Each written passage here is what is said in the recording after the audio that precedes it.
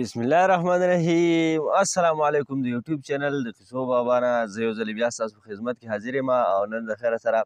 تاسو له مې راوړې ده د عین کولاجین اخرنی قسط. د خیره سره زما به هم چې کوم دی نو سړه دمه شي لږ او ډېره اوږده قصه وه او ستاسو هم ډېره مننه کوم چې تاسو ورته دومره انتظار وکړو. ډېر مینهوالو ته انتظار کوي، بیا بیا میسج کوي، کمنټ کوي چې یاره څه ملګرو خو پکې پرون هم کمنټس کړي، څه میسج کړي چې یاره ته دومره لیټ شي چې زموږ نه شاته قصه یې راشي. نو دا خبره ستاسو ټیک ده که اوس که ماته ووایه نو زما نه ځان له اوس کوم شاتني قسطونه چې دي هغه زما نه هېر دي. خو بس څه کوې څه لږ ډېر کارونه وو مسایل وو، د هغې د وجې خبره لیټ شوه او بس نن چې کوم دی د خیره سره د دې قصې اختتام دی، اخرنی قسط دی او ډېر خوندور قسط دی انشاءالله او پوره قسط واورئ، په غوږو سره یې واورئ او چې خوند او رنګ ته والی. د دې نه بعد به هم د خیره سره انشاءالله اوږدې قصې به مزدار به خو یو څو به انشاءالله بیا د خپل د پښتو د خپل د دغه قصې به کوو انشاءالله د دیوانو یا د بادشاهانو چې کوم دی ډېرې خوندورې قصې را روان دي، ډېرې مزیدارې او دغسې ورسره د دوړو پروګرام هم روان دی او د هغې سره چې کوم دی په پخواني یادونو باندې انشاءالله یو دویم پروګرام را روان دی. یو پروګرام موږ کړی او دویم پروګرام را روان دی چې په هغې به په پخواني یادونو به بحث کوو انشاءالله. څه ملګري به راسره هم وي، باقاعده یو ښه ښایسته مزیدار پروګرام به کوو. د هغې نه علاوه ټایم ستاسو ما بیا ډېر خراب کړو په اوله کې، خو بیا یو درخواست کوم تاسو چې ما پرون هم یو ویډیو کې ویلو چې یو چینل مې جوړ کړی دی پښتو پوینټ او په هغې کې زه ټولې معلوماتي او ډېرې خوندورې لنډې شانتې ویډیوګانې جوړوم، 3 منټه 4 منټه او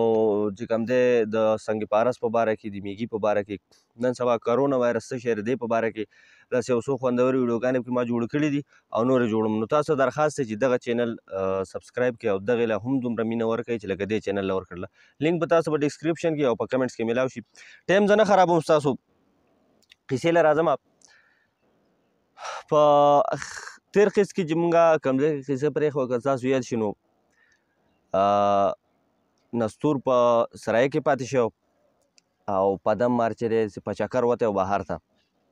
شاړې ته تللی او په شاړه کې په یو قبرستان کې چې کوم دی هغه ګرځېده، د قبرستان دې منځ ته ورغی. په دې قبرستان په دې منځ کې چې څنګه روان شو نو په ده باندې څه اوازونه ولګېده. اواز چې پرې ولګېده ده چې غوږ کېښودو نو د اواز ده ته د زنانه اواز ښکاره شو، نری نری اواز راځي. بس ده دغه وکړو چې یاره دا څه چل دی، دا اوازونه د کوم طرف راځي، څنګه چل دی. بس دا اواز په ده لګي، څوک جاړي لږ ساعت بعد او دغه کوي فریاد کوي. خیر دی د قبرونو په منځ کې روان دی. اخر دا چې یو قبر ته نږدې شو او اندازه یې واخیسته نو هغه اواز چې کوم دی ده چې غوږ کېښود نو د دې قبر نه د زنانه اواز راځي او فریاد کوي و چې زما امداد وکوئ او د دې عذاب نه ما خلاصه کوي. ته حیران شو چې یاره دا څه قصه ده او څوک ګورې چې په تکلیف کې دی ډېر فریاد کوي. د زر د مار شکل اختیار کو او په دې قبر ته چې کوم دی ورننوته، په دې خاوره کې ځان ښخ کړو، دې قبر ته ورننوته. چې ورننوته څه ګوري چې یاره یو مړی پروت دی، د زنانه مړی دی او د دې مړي دا سر چې دی نو دا سر ورته په دې خپو کې پروت دی، یعنې د تنې نه دا سر کټ شوی په دې خپو کې پروت دی او دا سر یې جاړي، اوښکې دې بهیږي او فریادونه کوي. دی چې څنګه ورننوته چې بس دې سر ته چې وکاته چې ده ته وایي چې ته څوک یې؟ چې ده ورته وایي چې زه خو په دم ناګ یم، خو دا راته ووایه چې ته څوک یې او تا ته څه تکلیف دی، ولې جاړې؟ بیا هغې ورته ویلي چې بس ما ته دغه تکلیف دی چې زما دا سر چې دی زما د تنې نه بیل دی او د دې نه دا په ما باندې یو غټ عذاب دی او غټه مسله ده ما ته، او که ته زما امداد کولی شي، ته زما مدد کولی شي نو زما دا سر واله او زما د تنې سره یې ولګوه. دی ورته وایي چې ښه دا خو هېڅ مسله نه ده. بس دی په دم مار چې کوم دی نو هغه سر اخیستی دی او د هغې هغه مرۍ سره یې جوخ ایښی دی، مرۍ ته یې ورته لګولی. بس هغه مرۍ سره چې څنګه دا سر ایښی دی بس قدرتي ورته دا سر ټچ شوی دی، لګېدلی دی ورته. دا ښځه سیټ شوې ده، دا ښځه چې سیټ شوې ده چې اوس په دې خبر کې راپاڅېدل له کېناستې ده او د پدم ناک ته یې ویلي چې یاره تا خو زما غټ امداد وکړو، زه د ډېر وخت نه په دې عذاب کې او په دې تکلیف کې مبتلا وم، ډېر نارې او ډېر فریادونه ما کړي خو زما چا امداد نه دی کړی او تا زما امداد وکړو نو ته ما ته اوس ووایه چې زه ستا څه امداد کولی شم. پدم مار ته وایي چې یاره بس ما خو ستا امداد وکړو، ما خو لالچ او څه دغه لپاره نه دی کړی، خو ته په تکلیف کې وي او ما ستا امداد وکړو خو ځکه ته خامخا زموږ څه نه څه مدد کول غواړې نو موږ په دې تکلیف کې یو. زموږ یو خور ده نیلم نوم یې دی، شین سترګې جینۍ ده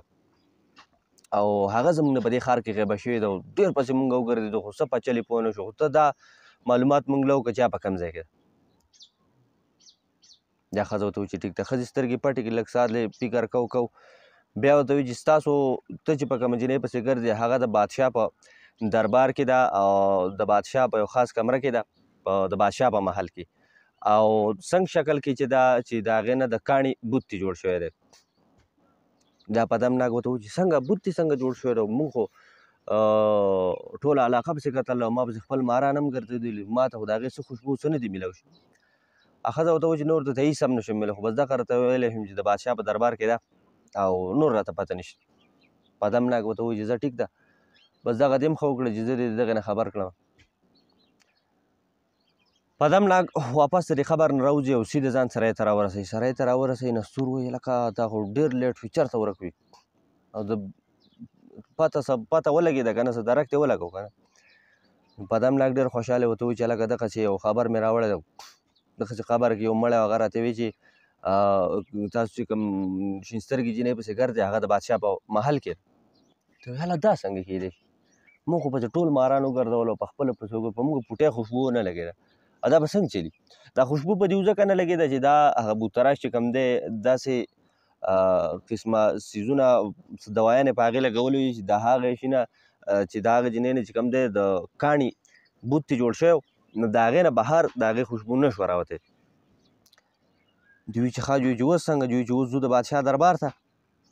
دوی وایي چې زه ټیک ده ځئ چې لاړ شو. بس دواړه چې په مخکې شوي دي د بادشاه محل ته یې ځان رسولی د په غیبي حالت کې دي. یو کمره لټوي څه پکې نشته، بل کمره لټوي څه پکې نشته، بل کمره لټوي جو نوکران دي پکې، بله کمره لټوي. خو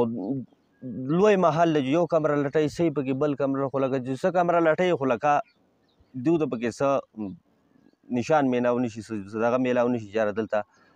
دغه جینۍ ده. بس دا نستور دی دغه ته وایي چې هلکه دې مړي به ته د دروغ ویلي. پدم ته وایي. پدم ما ورته وایي چې هلکه دا خبره ستا ټیک ده خو مړي چېرته هم دروغ نه وایي او بل ما د هغه مړي غټ امداد کړی و هغه خو په دغه حال کې خو د سر هغه ما ته دروغ نه شو. ټیک په دې محل کې بیا خو ته راځه یو څو کمرې پاتې چې دا ولټوم بیا پته لګي. دوی کمرې لټولې حد تر دا چې د ملکې کمرې مو لټوله. ملکه چې کوم د شپې ټایم دی بېغمه آرام کې اوده ده. آخر پاتې شو د بادشاه کمره. بادشاه کمرې دوی څنګه وپېژنده چې بهر ته د درې څلوره بچیان ولاړ دي پیره ورکوي. دوی یو بل سره سلا وکړه چې دغه اخرنۍ کمره پاتې ده که نو هم په دې کمره کې به که نه نو بیا به په دې محل کې به یو ځای کې نه. دوی وایي ټیک ده. دوی په غیبي حالت کې دې کمرې ته ننوته او چې څنګه ننوته نو اوس په کمره کې خو شپه ده، بادشاه آرام کوي بېغمه اوده دی په پالنګ باندې ځګله کوي پروت دی او رڼاګانې چې کوم دی نو بندې دي بس نری رڼا د یو طرف نه راځي. په هغې کې چې دوی څنګه دننه ننوته چې ګوري نو اوس ډېر ښه بوتان ولاړ دي یو طرف ته، ښایسته بوتان ولاړ دي د زنانو د جینکو. دوی اوس ګوري دا بوتان ناستور چې ګوره اچانک یو بوت ته چې خیال کړی چې دا خو شین سترګې جینۍ په شان زر چې دواړه ورمنډې کړي دي اوس لاندې باندې ورته ګوري او داسې کتلي هم دي ګوته یې والا هم وروړې ده چې ګورې د کاڼي بوت دی اوس او چې ورته ګورې هوبهو هغه شین سترګې جینۍ ده. دواړه حیران دي یو بل ته وایي چې لکه دا څنګه چل دی، تا خو څه شی څه بوت ولاړ دی او هوبهو شین سترګې جینۍ ده خو نه مړه دا داسې هغه به نه ده، دا به ټیک چېرته د هغې بوت دی. نستور ورته وایي. پدم ورته وایي چې نه هلکه دا بوت نه دی، دا همغه شین سترګې جینۍ ده خو څه چل پې شوی دی، چا به پې جادو کړی څه چل به پې شوی. نستور ورته وایي چې هلکه دا خو دغه د کاڼي بوت دی او که دا شین سترګې جینۍ وه نو په موږ به خوشبو لګېدل وه، د دې خو موږ خوشبو نه لګي. خیر خو دوی دواړه سلا کوي بیا ویل چې هلکه داسې چل کوو چې اوس واپس ځو او نور درک لګو نو پته به یې ولګي چې دا شین سترګې جینۍ ده او که نه دا بل څه دي، دا بوت دی چېرته پته به یې ولګي. دوی چې بهر راوتې یو بل سره سلا کړله چې یاره ضرور به په دې علاقه کې څه جادوګر څه شی د هغه معلومات کول غواړي چې موږ ته جادوګر میلاو شو نو موږ ته به لکه د مخکې د نور راز پته ولګي چې دا څه قیصه ده. دوی وایي چې هلکه نستور ته وایي چې هلکه جادوګر خو به لټوو، جادوګر عام طور چې کوم دی نو د ښار نه بهر په شړو بړو علاقو کې چېرته پراته وي په شړو کې به یې لټوو ګورو به دلته به خامخا دې ښار نه بهر چې جادوګر مادوګر به موږ ته میلاو شي. پدم ورته وایي چې بس دا خبره دې ټیک ده خو اوس شپه ده د شپې شپه ته نه لګي ځو په سرای کې به ارام وکړو او سهار به راوځو دوی ولاړ شي په سرای کې ارام وکړي سهار راوځي دواړه پرواز کوي پدم مار چې کوم دی نو پدم ناک چې کوم دی نو هغه د یو باز شکل اختیار کړی دی او نستور چې دی په دغه خپل شکل کې چې کوم دی نو الوځي پرواز کوي د ښار نه بهر دا ټولې علاقې لټ په لټ کړي دي خو هېڅ ورته میلاو نه شو اخر دواړه خوا په خوا روان دي پرواز کوي نستور ورته وایي چې هلکه پدم وروره مونږ ته خو هېڅ هم په نظر رانه یو کار ولې نه کوه وایي څنګه وایي چېرته د خپلو مارانو نه معلومات ولې نه کوې که د دې ځای چېرته ماران ستا خو ټول ستا عوام دی او ستا تابع دي او ته چېرته د مار نه ولې معلومات نه کوې که دلته چېرته صحیح او هلکه دا دې ښه خبره وکړه دا سوچ خو ماته نه و راغلی دواړه کته ځمکې ته راکوشي شړه بړه علاقه ده او ځای په ځای چې کوم دی دا کاڼي بوټي دي بس دې پدم ناک چې کوم دی سترګې پټې کړې د انسان په شکل کې دی اوس سترګې پټې کړې ځان سره یې منتر وي او منتر یې پوک او بیا اواز وکړو چې خواشه که چېرته مار یې نږدې نو فورا حاضر شئ په دې کې اوس څه ګوري چې د یو خړ رنګ مار چې کوم دی د بوټو نه راکشارې خېجي اوس رامنډې وهي راغی د پدم مار مخې ته ودرېدو سر یې ورته کته کړو سلام یې ورته وکړو جي حکم کوئ پدم مار ورته وایي چې آیا په دې علاقه کې نږدې خواوشا تا ته څه جادوګر څه درته معلوم دي هغه وایي چې جي صاحبه ما ته خو نه دی معلوم او کیدای شي زما نیکه ته معلوم وي پدم مار ورته وایي چې شابس غله نیکه دې راوله دغه مار چې واپس لاړ شي لږ ساعت بعد بیا را روان څه ګوري چې دوی سره ورسره چې کوم دی نو یو بوډا مار ورسره او د سترګو په دې ګاټو چې کوم دی نو له پاسه دا یختې چې کوم دی نو دا هم تک سپین شوي دي او بیخي بوډا مار ته په خلاره خلاره روان دی دغه مار چې هم څنګه راورسېدی چې پدم ناک یې ولیدو بس سر یې ورته کته کړو سلام یې ورته وکړو پدم مار د هغه نه تپوس وکړو چې آیا دې علاقه کې څه جادوګر ده چې څه څیز تا ته معلوم دی خوا شو چې هغه ورته وایي چې جی ما ته معلوم دی یا چې په کوم ځای کې دی هغه ورته وایي چې د دې ځای نه د دې ښار نه بیخي دې بل طرف ته چې واوړئ او څه لږ سفر وکړې نو یو سمندر راځي او چې دغه سمندر نه لږ اخوا واوړئ نو یو ډنډه د یو جیل شانتې دی او د هغې ډنډې خوا ته چې کوم دی یو شړ محل دی شړ محل دی خو روغ محل نه دی محل هم کنډر دی په دغه کنډر کې یو جادوګر اوسېږي خو جادوګر نه دی بوت تراش دی او څه لږ لږ جادو لري خو د هغه جادوګر سره د هغه بوت تراش سره دا طاقت دی چې هغه غیبي څیزونه چې کوم دی نو هغه په قبضه کې کوي او بیا ترې بوتان جوړوي او بیا یې خرڅوي دغه دا کار بس وشوه که نه هغو ته پته ولګي چې دا هر څه چې دا خو دا هم د دغه سړي کارنامه ده بس هغه یې رخصت کړلي دواړه او نستور او پدم ناک چې کوم دی نو دواړه په پرواز شوي دي په ښار له پاسه اوښتي دي په سیند هم له پاسه اوښتي دي چې څنګه اخوا اوښتې نو څه ګوري چې یاره یو غټه ډنډه ده مزېدار او د هغې خوا ته چې کوم دی یو غټ آبادي د کنډر دی محل او کنډر ته جوړ شوی دی شړ شوی دی دوی دغه کنډر ته کوشو دننه ورته لاړه کنډر کې ځای په ځای په دې کمرو کې ګرځي خو څه پکې نشته بل دوی ته څه جادویي یا طلسمي څه لهر یا څه جټکا څه ورته محسوس نه شو نستور وایي چې هلکه پدمه ما ته خو نه طلسمي جټکه محسوس شوه نه څه لهر او دا څنګه د جادوګر دی د جادوګر دی ته چې خامخا حفاظتي لهرونه هغه پرېښي او داسې چې ناشنا څوک راګوزېږي نو هغه ته خامخا څه نه څه جټکې لګي او موږ خو د سره په څه پوه نه شو پدم مار ورته وایي چې یاره واقعي بلکل زه هم حیران یم او دلته خو څه شته هم نه دا خو شړ محل دی کانډر دی او په دې کې خو څه نشته دوی په دې کمرو کې ګرځي یو کمرې ته چې تللي نو په هغه کمره کې پوړی دي اوس پوړی دي چې لاندې طرف ته تیخانه شانتې د هغې ته کوزې شوي دي دوی وایي چې هلکه په دې ځای کې کمال شته بس په دغه پوړو غلي غلي په قلاره کوزېږي او دوی په غیبي حالت کې دوی چې څنګه لاندې په دې پوړو تللي دي ښه پوره لاندې چې تللي دي اوس لاندې غټه تیخانه ده یو غټه تیخانه ده او په هغې کې چې کوم دی نو ځای په ځای سامانونه پراته دي یو طرف ته چې کوم دی ښایسته ښایسته د زنانو بوتان ولاړ دي او بل طرف ته چې کوم دی نو څه ځای کې د بوتانو سانچې پرتې دي او څه ځای کې څه دوايانې موانې پرته د دنیا کباړ پروت دوی چې څنګه راکوز شوي دي که نه دوی ویلي چې هلکه هر څه چې دي خو ځای هم دا ځای دی خو په دغه ټایم کې اوس دا بوتراش چې کوم دی دا نشته دی چېرته وتی دوی اوس یو ځای بل ځای ګرځي دا یو شی ګوري بل شی ګوري وایي چې یاره څنګه چل دی دا نستور دی دغه ته وایي دا پدم دی نستور ته وایي چې هلکه تا ته خو ما ویلي و که نه چې کوم زموږ شین سترګې جینۍ چې هغه هم دې جادوګر چې کوم دی چېرته بوتي ترې جوړ کړی دی او بیا یې هلته وړې ده. او دا ګوره دلته چې د دنیا جهان بوتان پراته دي دا هم چې کوم دی د جادوګر د خنزیر چېرته په جادو باندې بوتان کړي دي. او د دې سړي خو غور کول غواړي ده ته چې ټیک ته خو اوس لا شی شتی نه په دې کې کړه د خپو کړه سار دي وواوري جادوګر را روان دي د بوتراش را روان دي بس دوی غلي یو طرف ته په غیبي حالت کې ودرېږي. دغه بوتراش چې څنګه به د پوړو راکوشي نو څه ګوري چې یاره د دیوال خواته اوس ځوانان ولاړ دي 2 کسان ولاړ دي. د دغې بوتراش سره صرف دغه جادویي 2-3 طاقتونه وو چې ده به غیبي مخلوق لیدی شو او چې کوم دی ده له یو د افریقې یو خطرناک جادوګر هغه وله یو منتر ورکړی خطرناک منتر نو په هغه منتر باندې به ده داسې غیبي مخلوق چې کوم دی نو هغه به یې بېهوشه کو په خپله قبضه کې به یې کو. دی چې څنګه راکوشو نو څه ګوري چې د دیوال سره خو 2 ځوانان ولاړ دي او ده ته یې په غور غور څه کول کوي بس ده ته پته ولګېده چې یاره دا سړي خو په ما پسې راغلي بس زه سوچ وکړو چې سړي خو په ما پسې راغلي خو پرېږدم یې چېرته د ده په لاس کې دی چې څنګه راکوشم د ده په لاس کې د انسان یو سر دی د انسان یو سر دی او دا چېرته ده ته میلاو شوی او ده اوس راغستی په لاس کې چې یاره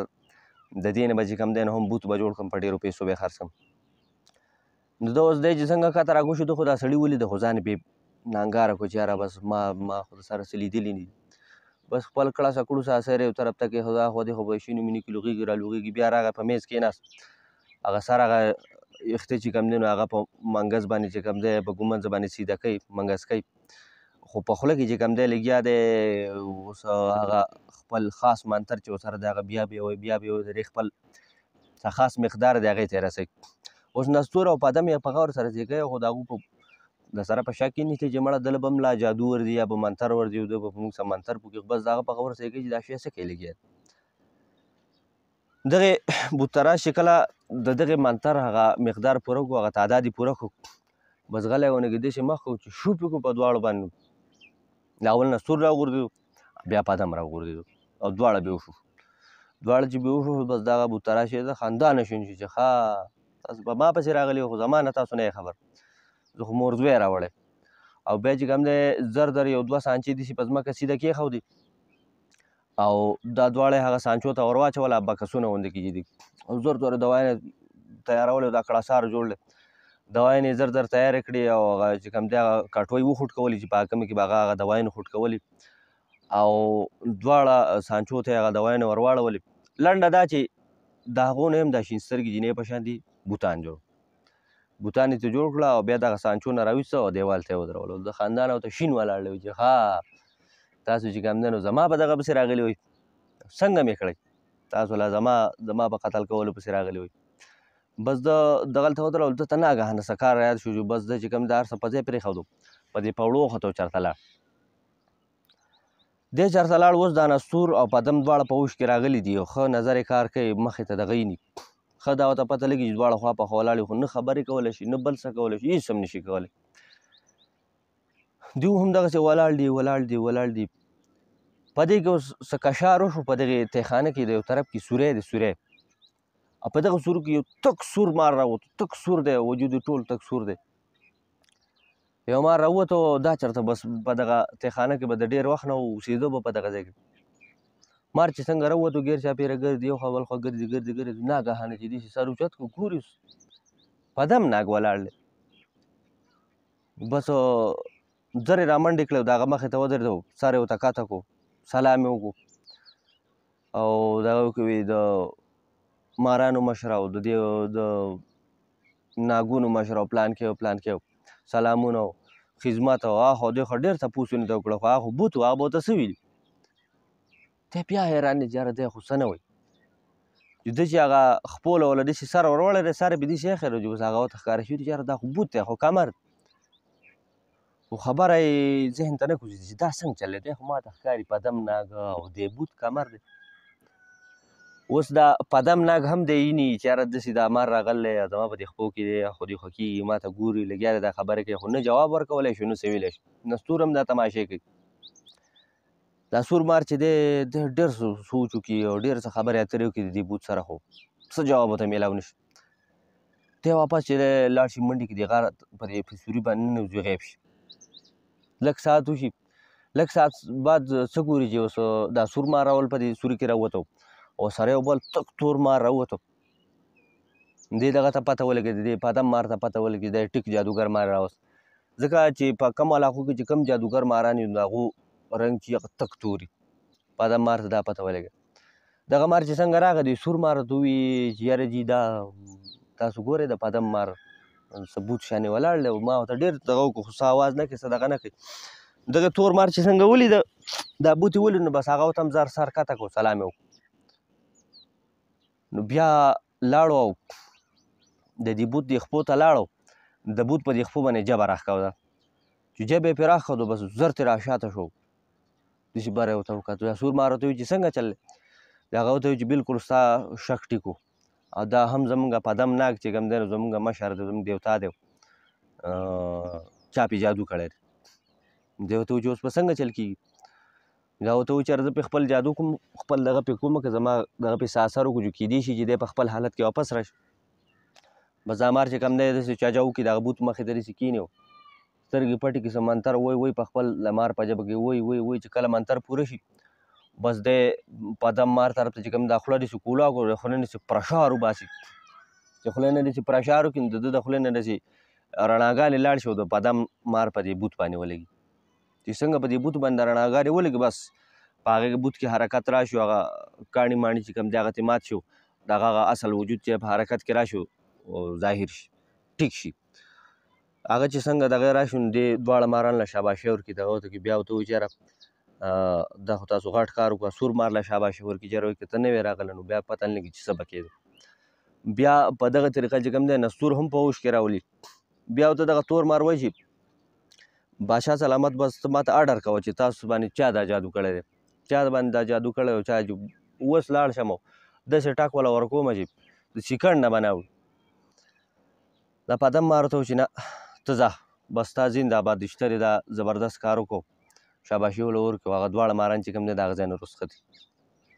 دواړه ماران چې رخصت کړي بیا یو بل ته مخاطب شوي چې هلکه دا بوت ته راشو غټ حرامي سړی دی او ده وګورې په دې طریقه چې کوم دی نو دا خلک دغه کړلی ده خو ډېر خلک تباه کړلی خو چې لاول به د دې جادوګر غم کوو نو وروسته به زه به خپله شین سترګې جینۍ چې کوم نیلم جینۍ چې ده هغه به رازاده و هغه به راولو دوی وایي چې صحیح دی دغسې به کوو دوی اوس دواړه په غیبي حالت کې دي د پدم ناک دی نستور ته وایي چې ته داسې کار وکړه چې ته د دې محل بره چت ته وخېږه او زه دلته پټېږم او هر کله چې دا بوتراش واپس په دې پوړو راکوزېدو نو ماته به خبر راکړې هغه ته وایي چې ټیک بس نستور بره او نستور پټ ولاړ و دا بوتراش چې کوم دی چېرته تللی واپس راغی چې څنګه دې پوړو ته شو بس نستور چې کوم دی د پدم ناک ته خبر ورکړو چې سړی دی راغی بس پدم ناک ورته یو طرف ته پټ ودرېدو بوتراش چې څنګه راکوز شو خوشحاله دی چې یاره کار مې کړی دی نن خو مې غیبي خلک مې قبضه کړل او بوتان مې ته جوړ کړل دا خو به ښه ګران خرڅوم بس چې څنګه پوړو نه کوز شوی دی داسې راتاو شوی دی چې ګوري یاره اوس دغه نشته بوتان نشته دې بل طرف ته چې څنګه ګوري اوس پدم مار ورته مخې ته ولاړ نو د دې نه مخکې چې هغه څه کوي د پدم مار چې پرش وکړي که نه بس د هغه نه د جادو په ذریعه چې کوم دی نو چیندخ چې جوړ شي چیندخ باټا چې ورته کوم زموږ د سموال خلک وایي باټا چې جوړ شي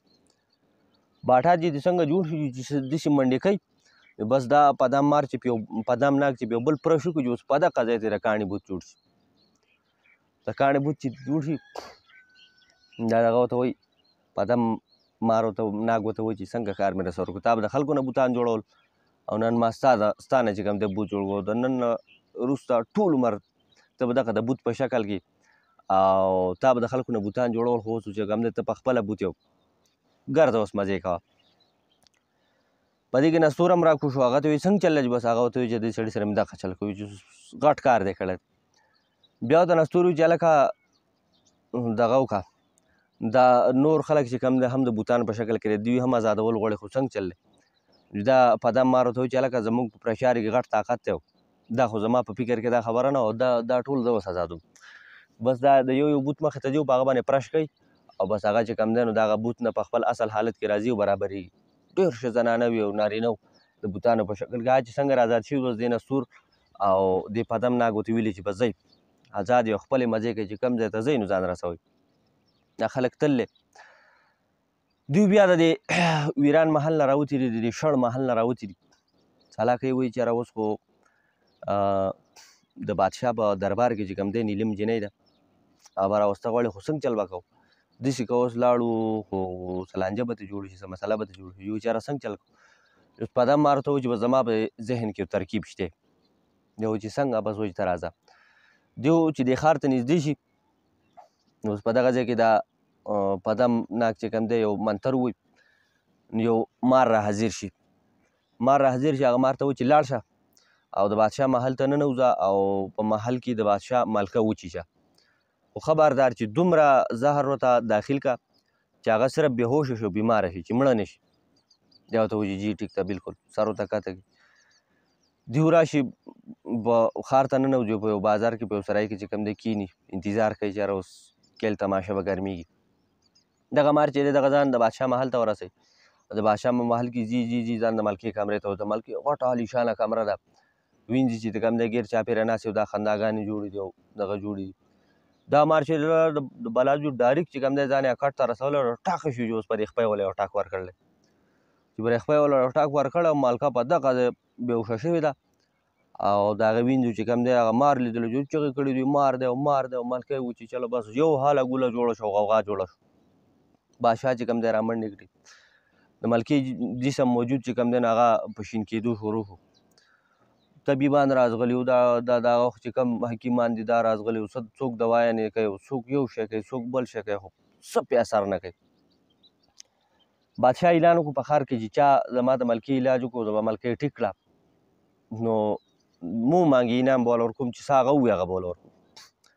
دا خبر پدم مار ته پدم ناک ته او نستور ته میلاو شو. بس هلکه وي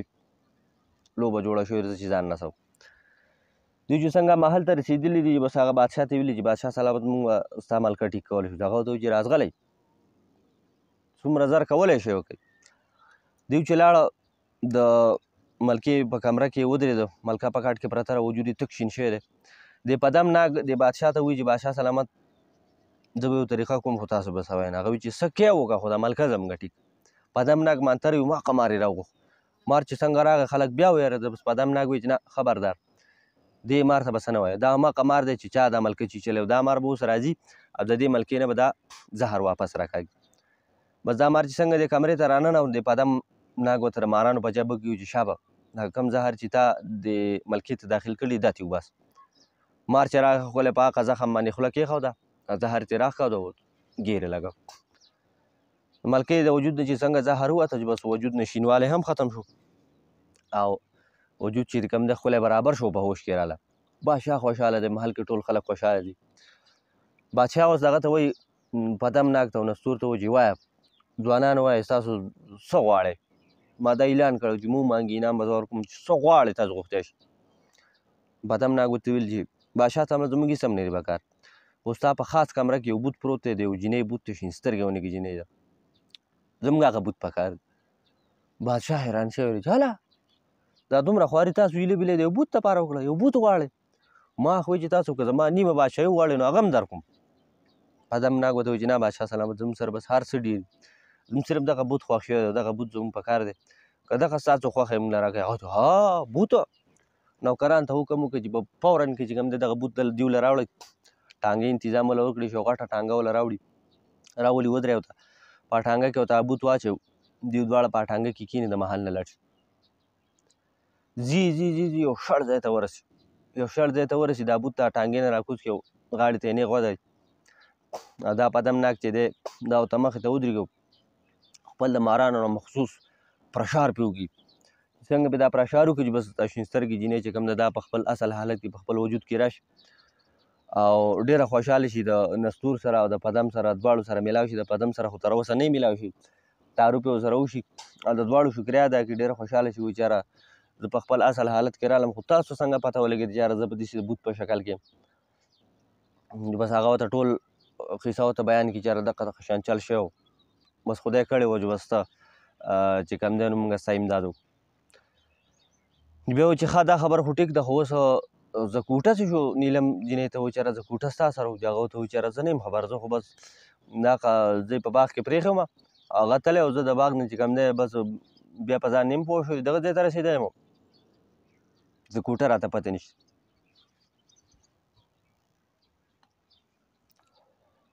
نو نستور وایي چې یاره په دې ښار کې هم ځکه نشي که په دې ښار کې وی نو په دې ښار کې ډېر وګرځېدم په ما به د کوټه او د شکتي مار چې کوم دی بین لګېدلی خوشبو به راباندې لګېدلی وه خو په ما ونه لګېده نو په دې ښار کې نشته. چې دوی وایي چې یاره که تلي یم خو خواته د یونان ملک ته به تلي او زه چې یونان ملک ته ځو نو هلته به یې تماشه وو. دوی هم یونان ملک ته روان شي. بل طرف ته زکوټه که ستاسو یاد شي زکوټه په دغه ښار کې چې کوم دی دا نیلم جینۍ ډېره لټول وه ډېره لټول خو څه دره کې نه وه لګولی. تېر اخر سره د شکتي ماره هغه بیا د ملک یونان ته روان شوی په دې شک چې یاره کیدای شي دا شین سترګې جینۍ د یونان ته چېرته چا اړولي یا اوښتي نو یونان ته چې کله هغه لاړ شي وګرځي په دغه وخت کې په یونان باندې یو بادشاه حکومت او په دغه چې کوم دی نو ټول د بت پرستۍ وخت مختلف بوتانو او د مختلف چې کوم دی د دروغجنو خدایانو په دغه وخت کې خلکو عبادت کو. د دې ښار په منځ کې یو غټ مندر دی او په دې مندر کې چې کوم دی د یو بت عبادت کیږي د دې مندر مشر پجاري دی. په دغه مندر کې چې کوم دی نو روزانه دا پروګرامونه کیږي دا ګډاګانې او جشنونه پکې کیږي او د دغه بوتانو عبادت پکې کیږي. خو دغه مندر ته چې کوم دی نو د بت پرستو نه علاوه بل څوک نه پرېږدي چې څوک ورته داخل شي او د دوی دغه بت نه مني دغه ته داخل شي نو دغه پجاري دغه کوم عمله چې دا کوم نوکران چې دغه یې وژني. د کوټه او شکتي دغه ښار ته داخل شو. شکتي مار چې کوم دی نو د کوټه د لاس نه چاپېره کړی دی دې ښار کې ګرځي ماښام ټایم دی ماسخوتن ګورو چې یاره اوس په دې ښار په دې منځ کې د غټ مندر دی او ډېره پلقه پلوکه او رڼاګانې دي شور غوغا پکې جوړ دا ډول ډمامې پکې شروع دي ګډا پکې شروع ده. بس د کوټه خو څه شرارتي دغه ونه کې شی وي لکه شکتي ته وایي خو ګډا شور او ښځې ګډېږي پروګرامونه ته راځه تماشه کوو. شکتي مار ته لکه زه کوټه دې ځای کې ما ته څه چل ښکاري مزه نه مړه دې کې څه چل کېدی شي څه چې ځو بعضو غاپې شي چې دننه ورننوځي دننه ورننوځي د خلکو په دې منځ کې ګرځي یو ځای ته ځي بل ځای ته ځي دا تماشې سې کوي دا خلک ګډېږي د هغو تماشې کوي لاړ شي یو ګټ ته یو طرف ته ولاړي په دې کې د مشر پجاري په دې نظر پرېوځي چې نظر پرې پرېوځي نو هغه یو نوکر راوغواړي هغه ته وایي لاړ شه دا سړی چې کوم دی نو ناشنا دی او د لاس نه یې مار هم چاپېره کړی دی ته وګوره دا څوک دی. دا نوکر غلی ونکې راشي زه کوټه ته وایي چې یاره ملګري وایي څوک یې زه کوټه ورته وایي چې جي زه خو مېلمه یم او دې ښار ته راغلی یم چکر له سیل له راغلی یم دلته راغلم تماشو له هغه ته وایي ښه دا مار دی وایي د لاس نه چاپېره کړی دا څوک ونیچي د کوټه وایي نه دا څوک نیشي چې زه خو په اصل کې پاړو یم او دی په ځای دی په دې ښارونو کې د مارانو تماشې کومه او دا خو زما مار دی د نه ما زهر مهر ویستې دی چې چل نه کوي بېغمه ورته وایي ښه بیا ورته وایي چې ته د کوم مذهب یې ته زموږ دا بوت منې زموږ دا خدای منې ته به سجده کوې په دې زه کوټه له ښار چې زه کوټه ورته وایي چې نه خبردار چې دا خبره بیا ما ته ونه کړي زه خو یو خدای منم او یو رسول منم او دا بوتان زه سره منم دا خبره چې هغه سړی واوري چې قار وله ورشي نو هغه توره پرې واړی شي چې څنګه پرې توره واړوي بس دا دغه ورته وایي دا شکتي مار زر دی زه کوټه ته نارېږي زه کوټه وایي زما د لکۍ والا په خپله خوله کې کېده دی چې څنګه د هغه لکۍ والې په خوله کې کېږي بس دی په ځای غیب شي زه کوټه سره خو خپل طاقت نه وي په دغه ځای کې بس دا نوکر حیران شي چې خدای پاکه دلته خو اوس یو شی ولاړ یو انسان ولاړ او ناګهانه غیب شو داسې چلو شو هغه زر در رامنډې کې دغه ته الوي پجاري ته الوي چې یاره دا چل راسره پجاري ته پته ولګي چې یاره دا خو چېرته څه غیبي مخلوق و څه جادوګر دی که څوک څه شی دی او دا خو هر څه چې دي نو راټینګول یې غواړي بس هغه ته وایي چې بېغمه شو هغه ته وایي چې ته ځه نوکران موکران د هغه ځای نه دغه کې په خپله چې کوم دی هغه ګوټ ته راشي د کوټه خو په غیبي حالت کې د مار لکۍ په خوله کې ایښې غیب شوی دی بس دا پجاري چې کوم دی په دغه ځای کې راشي اوس په غلي غونې کې اواز وایي چې یاره ته چې هر څوک یې خو ته خفه نه شي او زه ستا نه معافي غواړم او زما دا نوکران چې دی دا په تا پوه نه شو ته خو چېرته څوک ډېر څوک طاقتور یې اوس چې کوم دی نو موږ ما ته ځان ظاهر کوو ما له د مېلمستیاو د خدمت موخه راکړه چې ستا خدمت وکړم مېلمستیا دې وکړم او ته خفه نه شي دا خبرې اترې ورته کړي یاره زه کوټه شی څخه مه غلونده کړو. بس د مار لکۍ د خولې نه لر کړو، څنګه لکۍ د خولې نه لر کړو ظاهر شو. څنګه ظاهر شو بس دې پوجاري چې په نظر پرېږدو پوجاري ته پته ولګي یاره دا خو د کمال سړي دي، دا مار هم کمالي دی او دا بل شی هم کمالي دی. بس دوی ته ویلي چې خلک یې رخصت کړلی، میلې ختم کړلي او هر شی چې کوم دی ختم کړلي. د کوټه میلمستیا شروع شوې ده. زه کوټه ته وایي چې یاره اوس چې کوم دی خو ستا خصوصي میلمستیا کوو. شکتي مار چې دی د مار په ژبه کې بیا د زه کوټه ته وایي چې لکه زه کوټه دا سړی ماته خطرناک ښکاري او دا سړی سماکار غوندې کېدی، هغسې نه څه دوکه را سره وکړي. زه کوټه ته وایي چې نامړه دا خو زموږ نه ډېر بهتر څه یېرېدلی دی او دا خو زموږ میلمستیا کې او زموږ چې کوم دی نو ډېر دغه شوی دی، زموږ یو مینهوال دی. اوس شکتي پې څه اوس وکړي خو زه کوټه قمقل شی جو د هغه پې دغه عمل پې ونه کړي. اوس دا پوجاري دا سوچ کوي چې یاره دا مار او دا بل شی چې کوم دی نو دا خو د یو بل نه پیلول غواړي، په دې دواړو کې څه کمال شته. بس دې زه کوټه ته وایي چې یاره جي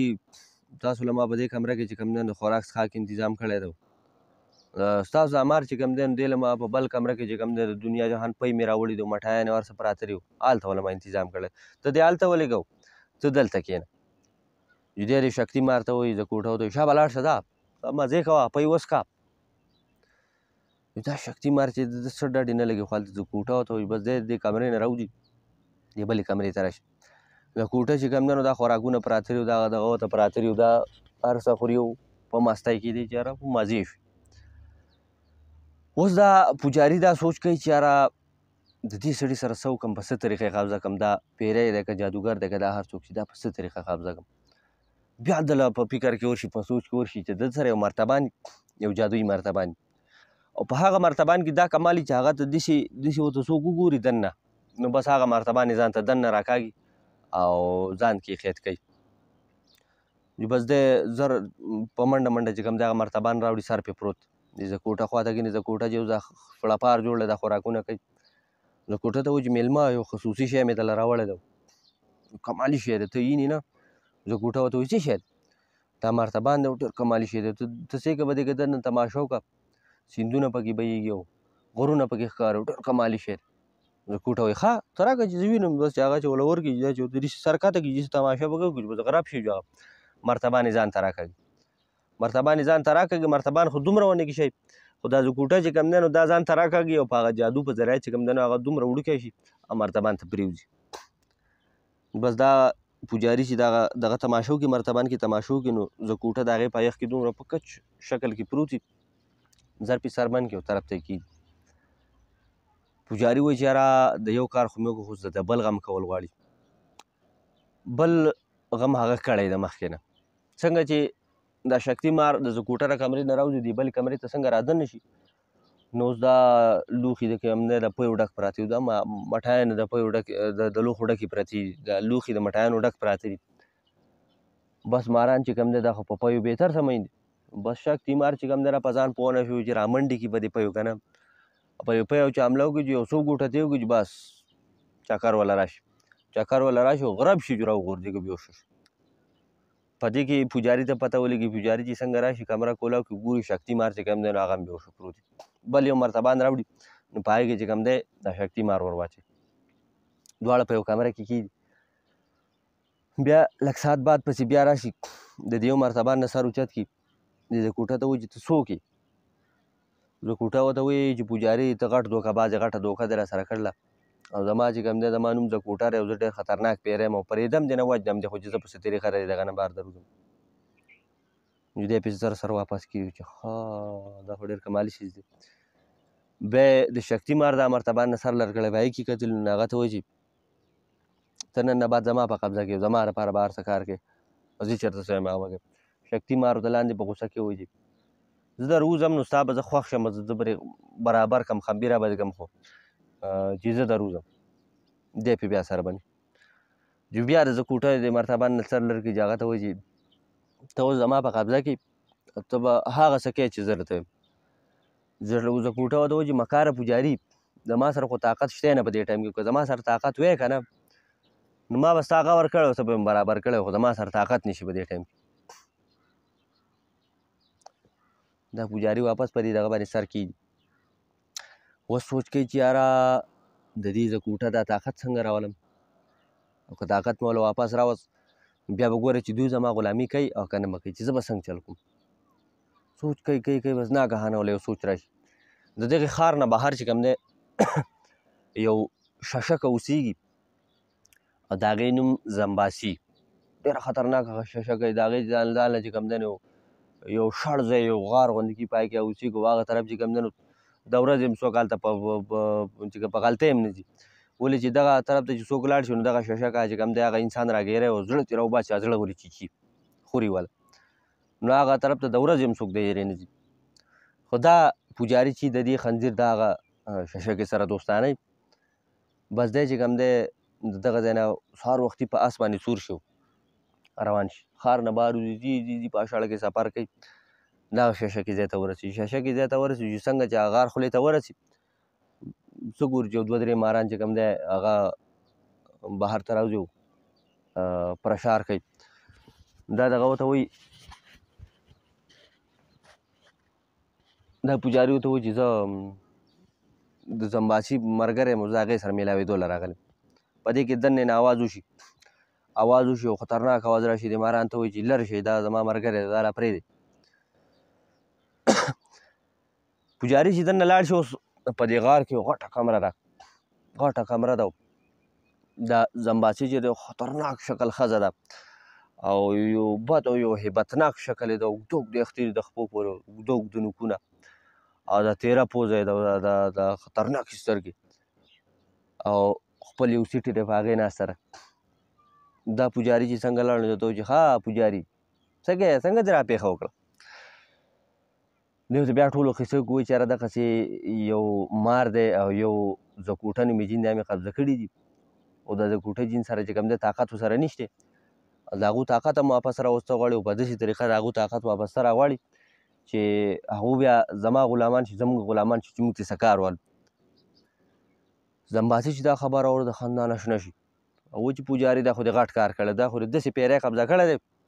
او داسې مار دې قبضه کړی دی چې دا زموږ په لاسو کې راله نو د ټول ملک باچایي چې کوم دی نو هغه زموږ په لاس کې راتلی شو، دا ټول ملک مو قبضه کولی شو. دا پوجاري ودی چې ها دا خو غټ کار وشو، که ته دا کار کولی شي نو بس دا پیری او دا مار به زه تاله راوړم د کوټه او بس ته دا کار وکړو، بیا چې کله دا پیری زما په قبضه کې راغی بس ته په دې ملک په قبضه وکړو او ته به چې کوم دی نو زما ملکه شي او زه به چې کوم دی باچا شم. یا ورته وایي ټیک زه ته شا به وایي دغه راوړه دا پوجاري ته وایي زه چې ځو هلته مندر ته لاړ شو چې په هغې کې ته په پیریانو باندې جادو کې تاله چل دی. دا زمباسي ورته وایي چې ها زه به ځم، په ما ډېره غټه سخته ده، ته لاړ شه هغه شی نه راوړه. پوجاري وایي چې زه ټیک ده، بلکل صحیح خبره ده. پوجاري واپس را منډې کړي او چې کله نیمه شپه شي نو دی واپس اس په مخ کې کړي هغه دواړه مرتبانونه د ځان سره والي لاړ شي دغه زمباسي غار ته ځان ورسوي. چې د زمباسي غار ته لاړ شي نو زمباسي ته وایي چې یاره بس دا دواړه مرتبانونه دواړه ورته کړي، زمباسي د دواړو نه سر اوچت کړي، تماشې وکړي، بیا د هغې مخې ته کښېني، منتر وایي چې ډېر ساعت وشي چې منتر یې خپل پوره کړي، بس په هغې باندې پوکي، چې څنګه پوکي بس هغه دواړه مرتبانونه چې کوم دی نو هغه مات شي او زکوټه چې کوم دی نو هغه هم په خپل اصل حالت کې راشي غټ شو، شکتي مار چې کوم دی نو هم په خپل اصل حالت کې راشي، په اوښ کې راشي خو دې په دې جادو کې په دې کې دا کمال یې پرې کړی چې دې دواړو یاداشت ختم کړي، بس زکوټه چې کوم دی نو هم سر داسې ښکته کړی و. زمباسي ته وایي چې بس جي زمباسي ته زموږ مالک یې او ته زموږ د هغه او بس حکم کوه ستا څه اډر ته څه حکم کوې او شکتي مار چې کوم دی نو هغه ورته هم سر ښکته کړی او دغسې قصه کوي. دا دغه وایي پوجاري وایي چې یاره دا خو غټ کار وشو، دا غټ کمال وشو او اوس چې کوم دی نو دا ټول ملک هر څه زموږ په قبضه کې راله، اوس خو به مزې شي. نو به دا زمباسي جوړیل ورته غوسه شي، ته خو یې د سره په څه پوهېږې نه او داسې کار وکړئ وایي خپې سپکوه ځان مندر ته ورسوه او زه دغه کومه زه بادشاه قتل کوم او دا ملک قبضه کوم او بیا چې کوم دی تا ته به زه سوال جواب وکړم ته به بیا راشي. پوجاري خوشحاله چې یاره بس تیاره کاتره مړه مزې دي هر څه به دا زمباسي کوي او زه به په تیاره چې کوم دی هر څه میلوي. پوجاري خپلی مندر ته لاړ شي. دا زمباسي چې کوم ده نو د دې زکوټه په ذریعه او د دې دغه په ذریعه چې کوم دی شکتي مار په ذریعه د بادشاه محل ته لاړ شي او بادشاه چې کوم دی بادشاه او د هغه ملکه هم قتل کړي او دربار چې کوم دی قبضه کړي او د ملک ټول پوځ او ټول خلک راوغواړي هغو ته ووایي چې نن نه بعد چې کوم دی نو زه به ستاسو ملکه یم چې هغه یو دغه پکې وایي چې یاره ته خو غدار یې تا زموږ باچا وژلی دا یو د پوځ مشر وایي هغه چې توره راوباسو چې په دې زمباسي چې رامنډه کوي اوس دا زمباسي دې زکوټا ته وکړي زکوټا وایي دا نو رسو دې سړي ته دا خو یې په سړیتوب نه پوهېږي دربار لګېدلی ده اوس زکوټه چې رامنډه کړي دا سړی چې د دې ماری نه اوچتې کړي ځمکې لی راواچي ځمکې لی راواچي چې بس په هغه ځای چې کوم دی راغی قیصه تمام شي خلک ویرېږي چې یاره دا خو ډېره خطرناکه ششکر او ډېر خوش اشر دا خو چې څه بلا ده بس خلک ترې ویرېږي بس ټول ورته سر کاته کوي بس ټیک نن نه بعد دا ملک ستا دی چې ته څه وایې جواب به مونږ کوو به بل څه نه کوو په دې کې ورځ نیمه چې وتېره اوس پوجاري چې کوم دی پوجاري صاحب اوس محل ته راغی دغه ته وایي چې یاره کار خو دې وکړو محل دې هم قبضه کړو ملک دې هم قبضه کړو خو هر څه دې وکړه شاباش ډېر ښه ډېر ښه او اوس داسې کار وکړه چې ته خو ملکه شوې خو شا به ما ته دا تاج را په سر کړه چې زه هم بادشاه شم اوس دې ملک دا دغه ته وایي زمباسي ورته وایي کوشه قابیحه غوندې ځه ته د بادشاه جوړېدو قابل یې ځه زما ته د بادشاه ضرورت شته نه زه په یوازې د دې ملک ملکه یم او دغسې پوره یم او ته چې کوم دی واپس چې کوم دی دا ناقه منظر ته ورځه حقه پوجاري هغه عهده دې ښه ده او ګوره چې لږ ونه وایه که زما خلاف دې د څه سازش کولو کوشش وکړو نو وجنم او تا ته چې کوم دی د سرکاري خزانې نه میاشت په میاشت تنخواه درځي چې غږ ونه کوي چرینګ ونه کوي د خولې نه خپې سپکه پوجاري ته پته ولګي چې یاره دا خو شي خو زما سره دوکه وکړه سترګې بدلې کړې خو په دغه ټایم کې څه ویلی نه چې څه وایي نو ششکه خو هسې هم ششکه وه او اوس ورسره د یو شکتي مار دی او یو ورسره د کوټه دی اوس خو بیخي د اسمان سره خبرې کوي بس د ځان غلی کړی بس وایي جي ټیک ده بس تاسو خبره صحیح ده تاسو به بادشاه څه کوئ ستاسو بادشاه څه ضرورت دی زما خو بلکل او دغه د پوجاري دا عهده چې ده دغه ماله ښه ده او بس چې کوم دی د هغه ځای نه خپې سپکېږي چې څنګه وځي د زمباسي دي زکوټه ته وایي چې زکوټه دا سړی چې د ډېر مکار دی او ډېر چالاکه دی او د ده به ګورې فکر کې دی خامخا څه نه څه لانجه جوړوي پوجاري راشي اوس په مندر کې چې کوم دی خفه پروت وي دا خو زما سره دوکه وشوه سخت بد راسره وشو سوچ کوي چې یاره اوس څه وکړم اوس رړۍ نه خلاریږي په رړۍ دمه کېږي نه اوس سخته ده بېچاره خامخا اوس ما څه چل وکړی سوچ کوي بس په دې کې ناګهانه یو سوچ مشغوله راشي زر د دې مندر نه بهر ته راوځي اس ته سوچ او خپې راسپکېږي دې ښار نه راوځي ځي سفر کوي یو شړې علاقې ته راشي بس یو څو کورونه دي یو کلی شانتې دی او په دې کلي کې طرف ته بس یو چوپړی غوندې کې دی په هغې کې یو بوډا سړی پکې پروت دی دا په اصل کې د دغه مندر زوړ پوجاري دی او د دغې پوجاري استاز دی د ده استاد دی او ډېر کمالي سړی دی بس دا پوجاري چې کوم دی لاړ شي د خپل استاد ته ځان ورسوي په خپو کې ورته پروږدي ژړا ورته شروع وایي چې یاره دغه شان چل شوی وی او دغه هر څه مې په لاس راغلي وو خو دغې زمباسي چې کوم دی نو زما سره غټه دوکه وکړه او څه په چل نه پوهېږم چې څه وکړم او دا دغه چې کوم دی دا زمباسي وجلی هم نه شم د دې طاقت راز راته هم نه دی معلوم بس دغه مشر د استاد چې کوم دی سوچ کوي بیا وایي چې ته ورکړه زه معلومات کوم دې سترګې پټې کړي معلومات کوي د چې کله سترګې کولا کړي وایي چې د زمباسي طاقت چې کوم دی نو هغه په یو توتي کې دی د هغې ساه په یو توتي کې دی او هغه توتي چې کوم دی د هغې چې کوم هغه زوړ غار په هغه غار کې د هغې نه لاندې چې کوم دی نو یو تیخانه ده بله پټه تیخانه ده او په هغې کې چې کوم دی هغه توتي په پنجره کې بند دی دا پوجاري ورته وایي چې یاره استاد جي دا خبره خو ستا ټیک ده خو که زه هغې ته ځان رسوم او زه چې هغې ته رسم د زمباسي سره د کوټه او شکتي مار دي نو هغه به راته رسېدلي او زما به زه به یې خیمه کړم بیا به څه کوم دا استاد یې لږ ساعت له سوچ کوي بیا ورته وایي چې صبر وکړه د دغې حل را سره هم شته یو طرف ته یو میخ ته یا کونډې ته یو تیلی زنګېږي هغه نه ته وایي دا تیلی راوله چا وله تیلی راولې بس په تیلی کې لاس وهي بس یو زیله ترې راوباسي چې زیله ترې راوباسي هغه ته وایي چې دا زیله واله او داسې کار به وکړي چې لاړ به شي او 14مې سپوږمۍ ته به صبر وکړي چې کله 14مه سپوږمۍ وه سپوږمۍ ښه پوره وه مکمل نو په هغه شپه به ته داسې کار وکړي چې دا زیلی چې کوم دی دا په سکروټ کې وسېځي چې دا تا وسېځله نو د دې نه به لوګی چې کوم دی راوچت شو دا لوګی به سیده چې کوم دی نو محل ته ځان ورسوي محل ته به ځان ورسوي او دا لوګی چې په محل کې په زکوټه او په شکتي ولګېد نو بس د هغې نه به د زمباسي جادو به ترې ختم شو ستا جادو به پرې ولګي او بس هغه چې کوم دی نو سیده به تا ته ځان راورسوي بیا به هغه ستا غلامان شو چې هغه ستا غلامان شو بس د هغې نه بعد چې کوم دی نو ته لاړ شو هغه طوطي چې کوم دی هغه راونیسه هغه مړ کړه په کوم کې چې د زمباسي ساه نو بس بیا هر څه ستا په لاس بس دی ډېر خوشحاله شي د استاد لاس خول کړي هغه زیلی چې کوم دی نو هغه راولي واپس ځان راورسوي په دا اوس ډېره سخته ده چې څوارلسمه شپه به کله یې څوارلسمې سپوږمۍ دا ورځ به کله 3 ورځې ته 3 ورځې هم تېرې شوې 14مې سپوږمۍ ده اوس ښه مزېداره چې شپه شوه بس ده دغه راواغسته لوښی راواغسته سکروټ یې پکې تازه کړه زیلی پکې واچول بل خوا اوس زمباسي چې کوم دی نو هغه خو د ملک باچاهه شوې ده ملکه شوې ده بېغمه چې کوم دی نو خپله باچاهي کوي او شپه شوې ده نو اوس به دغه 14مه شپه ده اوس بېغمه اوده ده په خپله کمره کې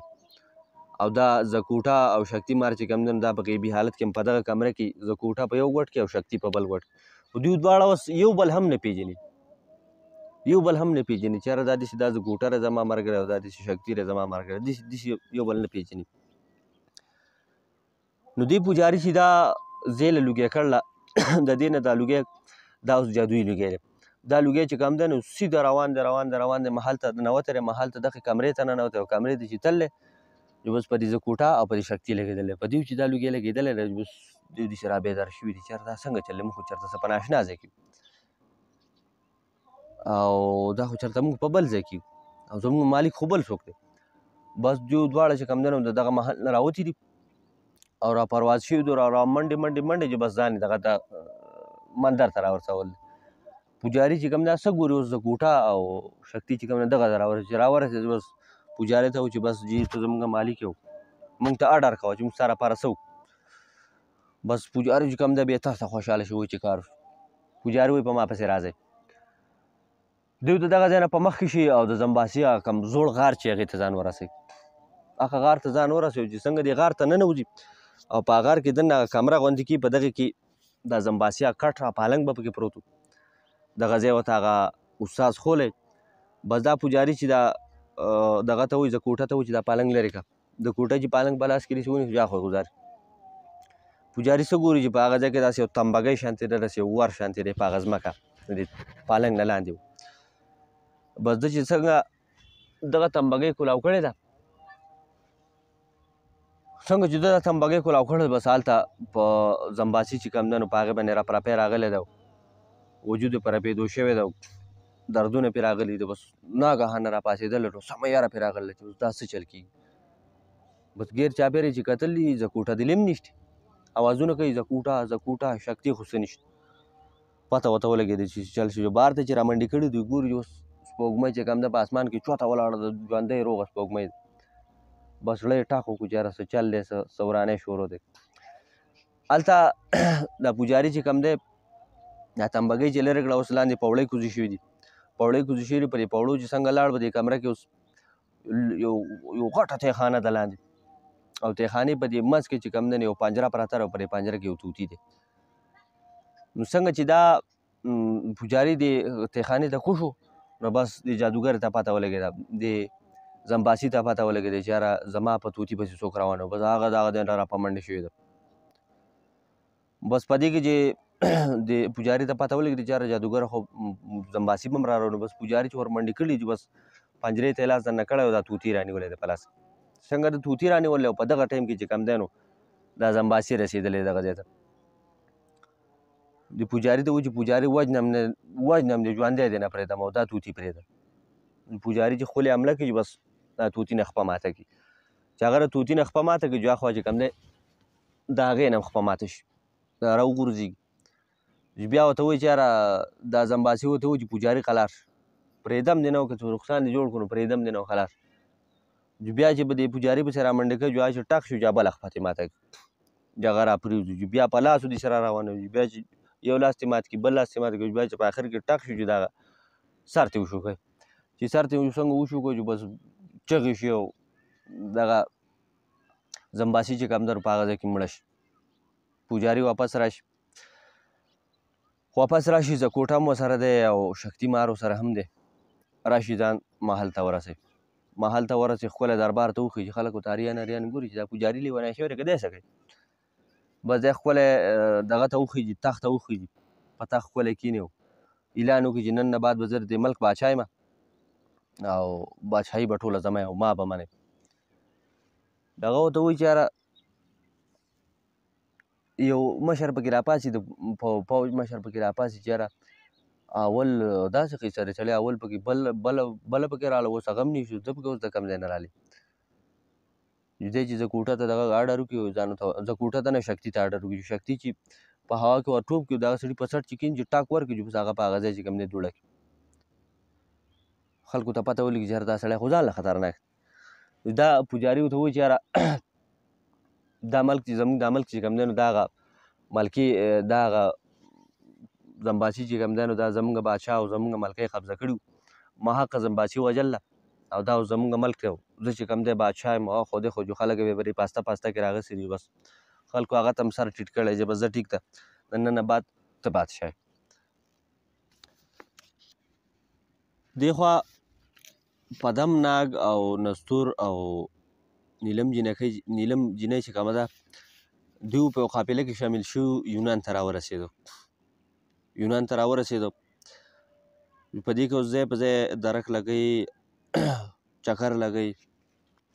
د زکوټه او د شکتي مار دپاره. په دې ښار کې یو ځای ګرځي، بل ځای ګرځي، بس یو ورځ دوی په تلاش وایست. چې ورځ دوی په تلاش وایسته خو څه ورته میلاو نه شو.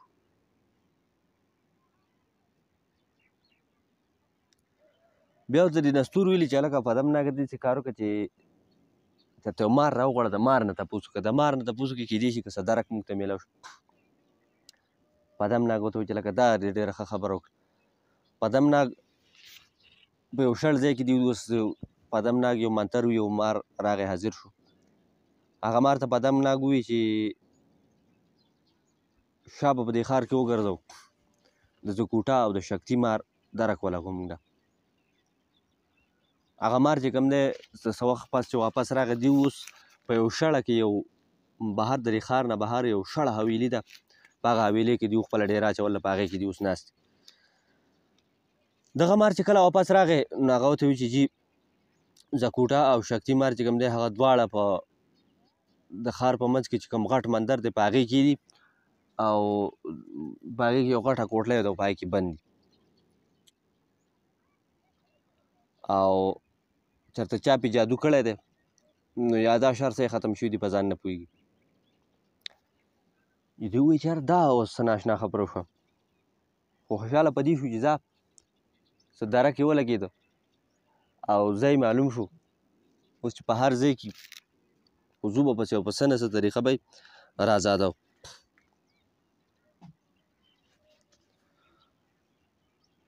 دې نیلم جینۍ ووایي چې یاره اول پسې زه ځمه تماشه یې کوم. دوی ورته وایي چې نه ته مه ځه، مونږ سره هم ځو. هغه وایي چې نه تاسو خو را زر دی، خو چې اوس مونږ لاړ شو که زه په مصیبت کې ګرفتارېږم خو زه به یوازې یم، تاسو به راپسې راشئ، او که درې واړه لاړ شو، درې واړه په یو ځای ګرځو نو بیا به څه کوو. دوی وایي چې دا خبره دې هم ټیک وکړه. بس دا لاړه شي په تپوس هسې په بانه چې کوم دی نو غټ مندر معلوم کړي د ښار په منځ کې، مندر ته ځان ورسوي. په غیبي حالت کې چې کوم دی دې مندر ته ننوځي، دا ټولې کوټلۍ ولټوي او په آخر کې هغه کوټلۍ ته ورسېږي، هغه کمرې ته ورسېږي چې په کومه کې زکوټه او شکتي مار پکې بند دي. په یو ګوټ کې زکوټه ناست وي، په بل کې شکتي سرونه یې کښته کړي خپه ناست. دا شین سترګې جینۍ چې څنګه دغه کمرې ته ورسي، اوس دا بخښنه غواړم، دا زکوټه خو یې لیدی شي، شکتي هم لیدی شي، زکوټه چې څنګه ویني بس در راپاسي په غوسه کې ورته وایي څوک یې؟ دا نیلم جینۍ ورته وایي چې زکوټه ته ما نه پېژنې، زه ستا خور یم که نه نیلم یم او په تا باندې چېرته چا جادو کړی ده، یاداشت دې نشته، هوش وکړه. زکوټه په غوسه کې راشي وایي دا پکې لاس اخیستی ده، ته پکې لاس وکړې، زه خو در سره پېژنم، په ما خوا د چا جادو کړی نه دی، او زه چې کوم دی زه خو د پوجاري غلام یم، هغه زما مالک ته چې ما ته وایي زه څه وایي هغه زده کوم، او ته شابه خپې سپا کوه که نه اوس چې کوم دی نو دلته پرې برابر کړه. نیلم جینۍ وایي شین سترګې جینۍ وایي چې یاره زکوټه خو ډېر طاقتور دی او دې ټایم کې دی ډېر په غوسه کې دی او شور شرابت جوړول نه دي پکار بس هغه زر د هغه ځای نه خپې سپکېږي چې خپې سپکېږي واپس راشي هغو ته وایي چې څنګه چل دی بس هغو ته ټوله قصه وکړي په دې کې دغه مشر پوجاري چې دی نو دا خو اوس بادشاه شوی دی په محل کې په دغه د مندر کم دغه چې دی انتظام چې کوم دی بل یو کچ پوجاري دی هغه کشر پوجاري دی هغه ته حواله شوی هغه چې کوم دی نو دغلته اوس قصې پیسې هغه کوي هغه چې کوم دی زر زر د مشر پوجاري ته د بادشاه ته ځان ورسوي چې یاره څه چل شوی دی هغه خپلې کمرې ته بوځي وایي څه چل شوی دی هغه وایي چې جي نور خو څه په څه نه یم پوه شوی خو زکوټه او شکتي مار چې په کومه کمره کې وو په هغه کمره کې څه شور دی زکوټه داسې ښکارېده چې چاته ښکارېده هغه چې ښه بس پوجاري چې کوم دی هغه مندر ته ځان نه ورسوي مندر ته ځان نه ورسوي او زکوټه دلې کمرې ته نه هغه ته وایي چې د کوټه څوک راغلي خو نه وو هغه ورته وایي چې جي بس دغسې یو کس راغلی و څه غیبي څوک و موږ ته یې وایي چې زما سره لاړ شه او څه کیسې پیسې کولې خو موږ وزغلو پوجاري ته پته ولګي چې هر څوک چې دی خو راغلی او دا سړي رانه بوتله پوجاري ولګي دغه دواړه د دغه ځای نه وباسي او د دغه مندر لاندې یو جوړه تیخانۍ پناه چاته نه معلوم دا دواړه هغه تیخانې ته ورسوي دا دواړه تیخانې ته ورسوي او د دغه کمرې ګیر چاپېره چې کوم دی نو یو جادویي لهر پرېږدي یو جادویي دغه پرېږدي چې یاره دته پته لګي چې څوک راځي او که نه راځي او بیا پټ شي دغلته بیا پټ شي دی خو چې کله دا شین سترګې جینۍ راشي دا ټوله قصه وکړي چې بیا په دم ناګ وایي چې یاره دا وارې زما نمبر دی دا وار زه ځم بس د هغه ځای نه چې هغه روان شي مندر ته راورسي او کومه کمره چې ورته شین سترګې جینۍ خولي چې هغه ته څنګه ننوځي بس یو جټکه ورته ولګي جټکه ورته ولګي بل خوا چې یاره دا پوجاري چې کوم دی بل طرف نه یې پټ سی کوي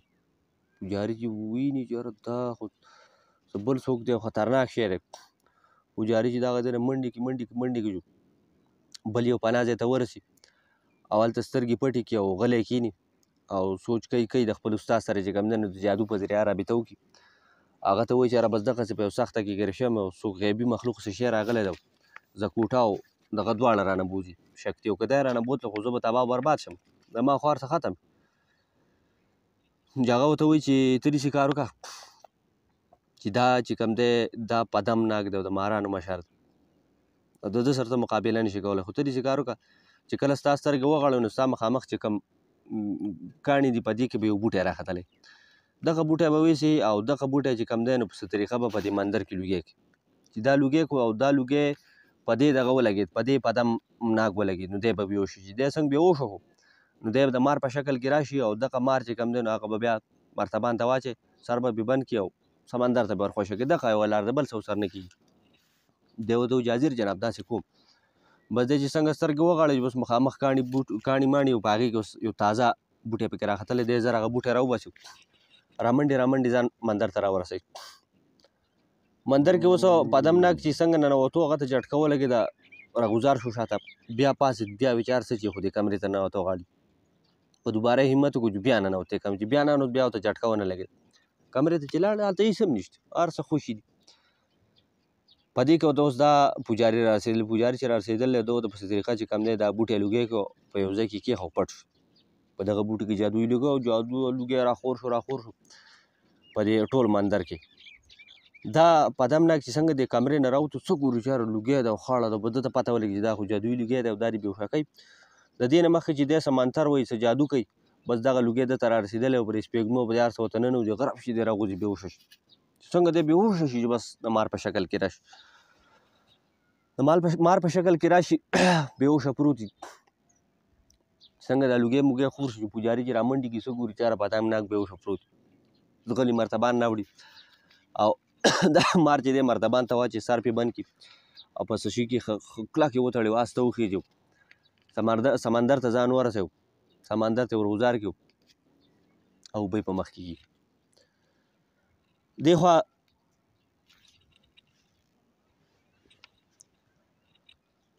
دې خوا زکوټه دې خوا نستور او شین سترګې جینۍ چې دا په هغه حویلۍ کې ناستې انتظار کوي خو لکه پدم رانشي. بس دواړه په فکر کې چې یاره چې څه چل خو خامخا شوی دی، د اوسه رانغی پدم د اوسه رانغی څه نه څه مشکلات په راغلي. هغو بس د هغه ځای نه را روان شي او دواړه مندر ته راشي. مندر ګوټ په ګوټ ولټوي خو نه پدم ناږي او نه زکوټۍ او نه شکتي ماري. حیران شي خفه هم شي چې دا څه چل شو. واپس لاړ شي دوی چې څنګه واپس لاړ شي اوس د دغه مندر نه لاندې اوس یو جوار تیخانه ده. په دغه تیخانه کې اوس شکتي مار او زکوټه چې کوم دی داسې یو ته دواړه خوا په خوا ناست دي، خفه داسې سر یې کته کړی دی او بس څه سوچ او څه ذهن څه دغه یې نشي لکه زه دغه پجاري جادو دی پې. په دې کې اوس په دغه تیخانه کې په دغه لاندې د مندر نه لاندې په دې تیخانه کې اوس یو مار راووتو خو مار د داسې شکل دی چې مار په سر باندې یخته دي او دغه نسل چې کوم دی دا د پدم ناګ د خاندان نسل دی او دغه مار چې کوم دی دغه هم د پدم ناګ د خاندان دی. دغه مار ورسره روان دی څه ګوري چې یاره یو مار دی شکتي مار دی ورسره خواته یو سړی چې کوم دی سر یې کته کړی ناست ده د شکتي مار وپېژنده چې یاره دا خو زمونږ د پدم ناګ دی او تا دوست دی او د هغه ملګری دی حفاظت کوي د هغه سړی. دی ورته ویل لکه ته دلته څه کوې دا څه خو دی خو ته خو شکتي مار نه یې او ته خو د پدم ناګ دیوتا سر نه وي. بس دا شکتي مار ورته غوسه شي نه وایي تا پېژنم او نه دې دیوتا مې ورته پېژنم او خپې سپکه وکنه اوس به دې دلته برابر کړم. بس دغه ویښتو والا دې مار ته پته ولګي چې یاره سړي باندې چا جادو کړی. بس دی ورته وایي چې زه ټیک ته بېغمه شه زه لاړم. بس دا څنګه چې د فکر بدل شي د شکتي مار دی بیا داسې سر کاته کوي. دغه ویښتو والا مار چې غلی راشي دې مخې ته ورته کښېني چاجه وکړي او ناڅاپه چې پرې پرش وکړي بس چې څنګه پرې پرش وکړي د ده د خولې نه چې شنې رڼاګانې لاړ شي او په شکتي مار ولګي چې څنګه په هغه ولګي بس هغه داسې رابیدار شي لکه سړی چې وتی وه ناګهانه رابیدار شي ګیر چاپېره وګوري بیا یو بل سره میلاو شي هغه یو بل ته کیسه وکړي و چې یاره دغه شان چل شوی او جادو شوی او بیا ورته ویښتو والا مار ورته وایي چې یاره څه چل شوی چې ټوله قصه ترې معلوم کړي. دغه شکتي مار ورته وایي چې یاره دغسې دې پجاري چې کوم دی په دوښه قبضه کړي. یا ورته وایي دا سړی څوک دی ستا سره دا بل جدا وایي دغه زکوټه زما ملګری دی او په ده باندې مې جادو کړی ته د ده نه جادو ختمولی شو. هغه وایي زه کوشش پرې کوم. دا مار چې د هغه مخې ته ودرېږي چې په هغه باندې پرش وکړي چې په هغه باندې جمع رڼاګانې ولګي چې هغه هم په هوش کې راشي د هغه نه هم جادو ختم شي. دوی دواړه یو بل سره میلاو شي. دا شکتي مار او زکوټه چې کوم دی د هغه ویښتو والا مار شکریا ادا کړي چې یاره تا موږ د جادو نه خلاص کړو په هوش کې دې راوستو. بیا ورته دا دغه ورته وایي شکتي مار ورته وایي چې یاره تا خو زموږ غټ مدد وکړو خو ته داسې کار وکړه چې اوس ته داسې څه امداد زموږ نه شي کولی چې زموږ نستور او شین سترګې جینۍ موږ له چېرته ولټه چا په کوم ځای کې. بیا ورته وایي چې یاره خفه نه شي د هغې خو ځکه معلومات نشم کولی چا خو ما تر اوسه لیدلي نه دي چا څنګه دي او څنګه نه دي زه به یې څنګه معلومات کړم. وایي چې ښه د پدم ناګ معلومات خو نه شي کولی. هغه وایي چې ورېږه کوم سترګې پټې کړي لږ ساعت له چې فکر وکړي چې بس ناګهانه سترګې دغه کړي او سم ویرېږي. بیا ورته وایي څه چلو شو وایي چې یاره ما ولیدې چې پدم ناګ چې کوم دی نو هغه په یو مرتبان کې بند دی او مرتبان په یو سمندر کې په سمندر اوبو هغسې چاپو په مخ کې کړی دی او دغه اوبه چې کوم دی دا مخ یو غټ دریاب ته به غورځېږي دغه او چې هغه ته دا اوبه غورځېدی د دغه مرتبان بیا هېڅ پته نه لګي او که تاسو پسې تللی شئ لکه ځان پسې ورسوه. بس زکوټه او شکتي وایي چې یاره په هر حال چې نو موږ خپل ملګری چې کوم دی نو دا به بچ کوو. بس زکوټه را شکتي مار د لاس نه تاو کړي طاقت خو د دوی واپس راغلی بس د دغه ځای نه غیب شو د دربار نه د مندر نه وځي او په هوا شي روان شي چې روان شي څنګه د دې ښار نه وځي چې لږ اخوا ولاړ شي نو یو غټ سمندر بهیږي یو دغه بهیږي اوبه بهیږي نو په هغې کې دي اوس په کته روان دي ښه په رفتار کې دي. په دې کې اوس ناګهانه د زکوټه چې کوم دی نو په یو مرتبان باندې نظر ولګېد. په مرتبان باندې چې نظر ولګېد نو شکتي پې اواز وکړه لکه وي دغه مرتبان دي. زکوټه چې په هوا کې ورغوټه شي بس هغه مرتبان راوچت کړي چې راوچت کړي بیا یو غاړې ته کښېني چې غاړې ته کښېني دا مرتبان نه چې سر کولاک وګورو نو پای کې واقعي خبره ده چې شکتي مار پکې د پدم ناک چې کوم دا پکې د مار په شکل کې پروت وي بېهوش هغه ترې راوباسي. دا زکوټه ورته وایي چې هلکه دا خو بېهوشه دی او په دې باندې چېرته جادو دی پې اوس به څه کوو؟ ته د ده جادو کوزولی شي؟ شکتي مار وایي چې یاره د دې جادو طریقه خو مال نه راځي. زکوټه وایي چې یاره په دې خو زه هم نه پوهېږم، اوس به څه کوو؟ دا شکتي مار سوچ کوي بیا وایي چې هلکه یو خبره کیدی شي، دا جادو چې کوم دی زمونږ یو ناګن ده او د هغې نوم دی چاندني ناګن. هغه چاندي ناګن چې دا هغه په هندوستان کې اوسېږي او دغه ناګن چې کوم دی نو دا ته دا جادو کوزولی شي او نور څوک د دې دغه نه دا جادو نشي کوزولی. دا زکوټه ورته وویل چې یاره هندوستان کم طرف ته دی، څنګه به پته لګي؟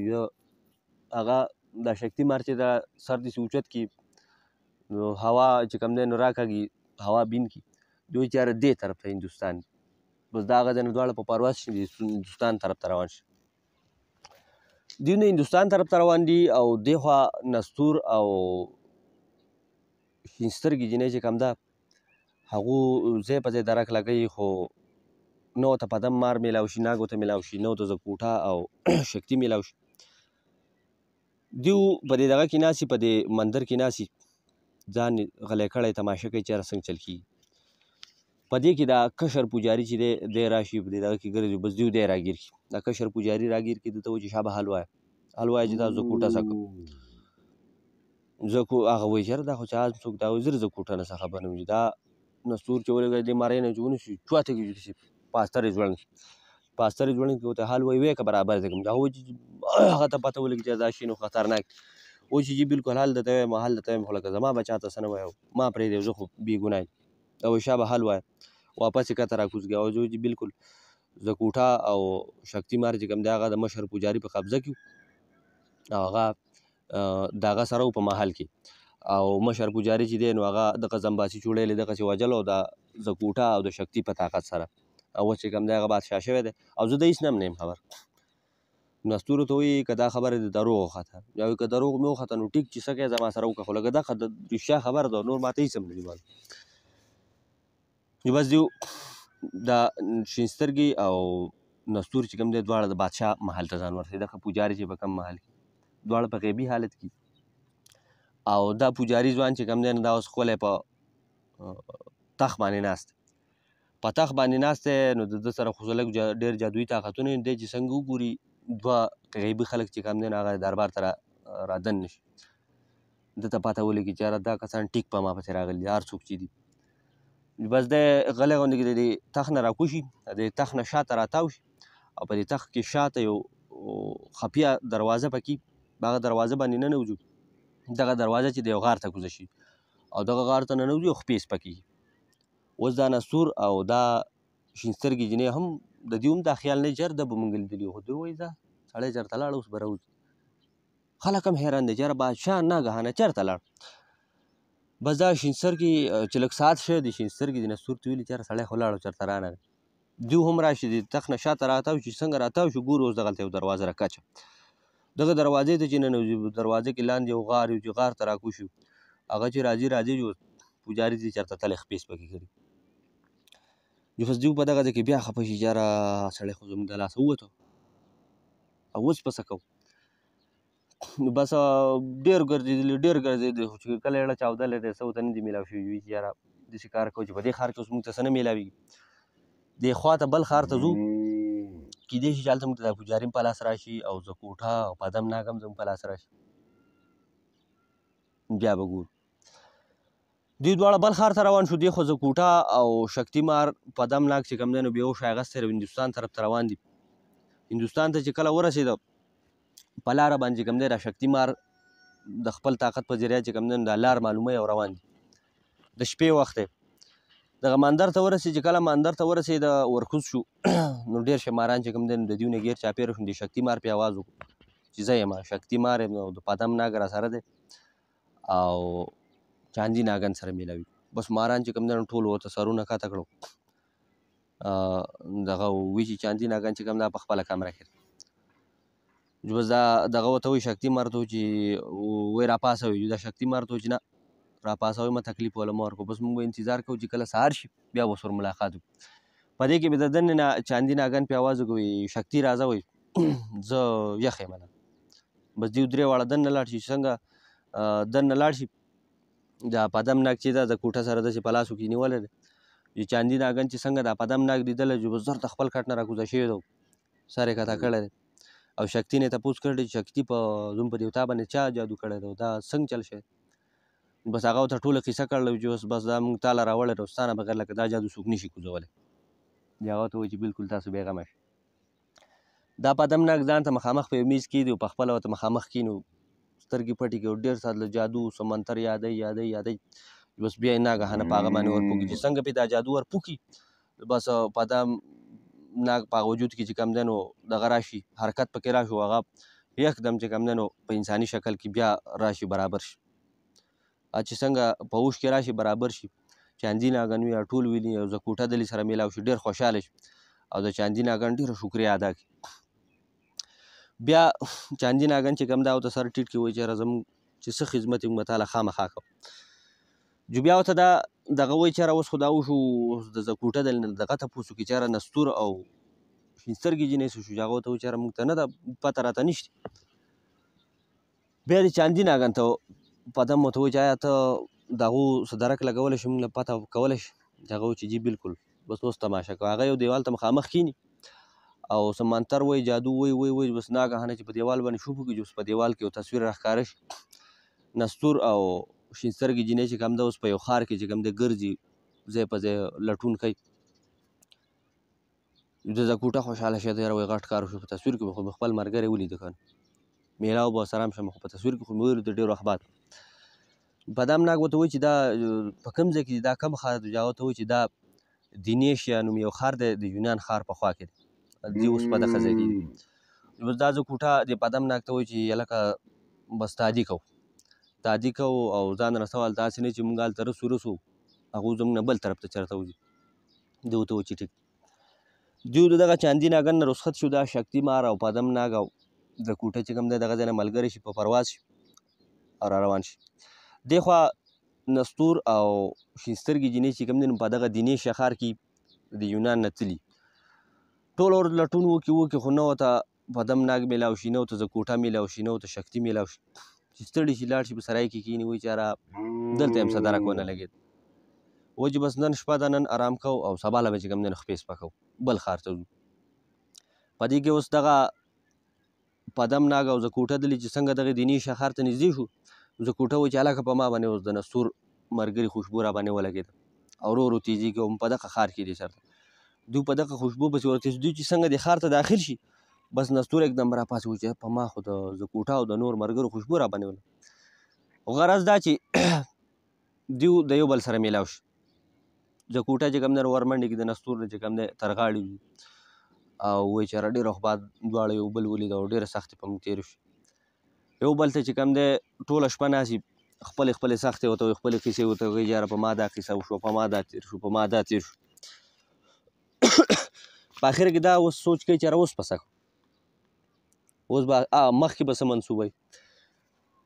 نو دا پدم ناک ورته وایي چې زه خو ستاسو سره د دې لپاره ملګری شوی یم چې تاسو وایي چې موږ کلکار جادوګر وجنو او دا خلک چې کوم دی نو د هغه د ظلم نه او د هغه د ستم نه خلاصو ډېر خلک هغه تنګ کړل د دنیا چې کوم دی نو هغه په سر راغسر او اوس خو پکار دا چې موږ ټول ملګري شو نو اوس خو پکار دا چې اوس د هغه غم وکړو نستور وایي چې او بلکل دا خبره ستا ټیک ده اوس موږ مخکې قدم چې کوم دی نو هم به دقه چې په دې کې زکوټه وایي چې لکه دا خبره خو ستاسو صحیح ده خو د هغې نه مخکې خوښه ونه ده چې بس لاهور ته چکر د عمران دلې معطر دلې کور ته لاړ شو چکر به ولګوو 2-3 ورځې لږ زړه به زموږ برابر شي بس بیا چې کوم دی نو په خپل منصوبه به عمل کوو نو ورته وایي چې دا خبره دې هم ستا ډېره ټیک وکړه وایي چې بس ټیک دوی د دغه دی نه لاهور ته پرواز شي لاهور ته روان شي دې خو به راځو بلبتوړي او هامون جادوګر له کوم چې به وي چې زه هامون جادوګر څه پتلون جادوګر نه یم زما نوم هامون جادوګر که تاسو یاد شي چې زکوټه پې جادو کړی او هغه نه د کاڼي مار جوړ کړی او بوتې ته جوړ کړی او د سمندر یخ ته یې ګزارلي هامون او بلبتوړي اوس دواړه د سمندر په یخ کې د مار په شکل کې پراته دي او دواړه اوس ښه په اوښ کې د ښه دغه کېږي خو څه فکر کار نه کوي چې څوک ځکه چې نه څه ویلی شي نه څه کولی شي هېڅ هم نشي کولی څه ورځې چې پرې تېرې شوي دي په دې کې ناګهانه په دغه دریاب په دغه سمندر کې چې کوم دی طوفان راغلی او غټ طوفان پکې راغلی او دا سمندر چې کوم دی نو دا شور پکې جوړ شوی دی دا چاپې چوتیږي ولګي بس دغه چاپو چې دغه سمندر د یخ نه دا بوتان اغوستي د دیو ده په مخکې کړي دریاب ته یې رسولي غټ دریاب ته یې رسولي دریاب د یخ ته چې دا بوتان پرېوتي دي په دې دریاب کې اوس غټ میان دي شارک میان دي یو شی بل شارک مهی تاسو که خیال کړی ډېر یو غټ مهی یو کافي ربلی هغه شارک مهی چې کوم دی دا وایي داسې شارک مهی و چې دا سمندري ماران د ډېر خوښي دی اوس په دغه طرف را روان دی اوس څه ګوري چې یاره سمندر په دې یخ کې دوه ماران پراته دي ده چې د هغه ځای نه را منډه کړی چې غړپ شو چې دا دواړه یې خوړل چې څنګه چې د دې مرۍ نه تېر شوي چې هغه ته پته لګېدلې چې دا ما چې څه شي نه وخوړه دا خو چېرته څه کاڼی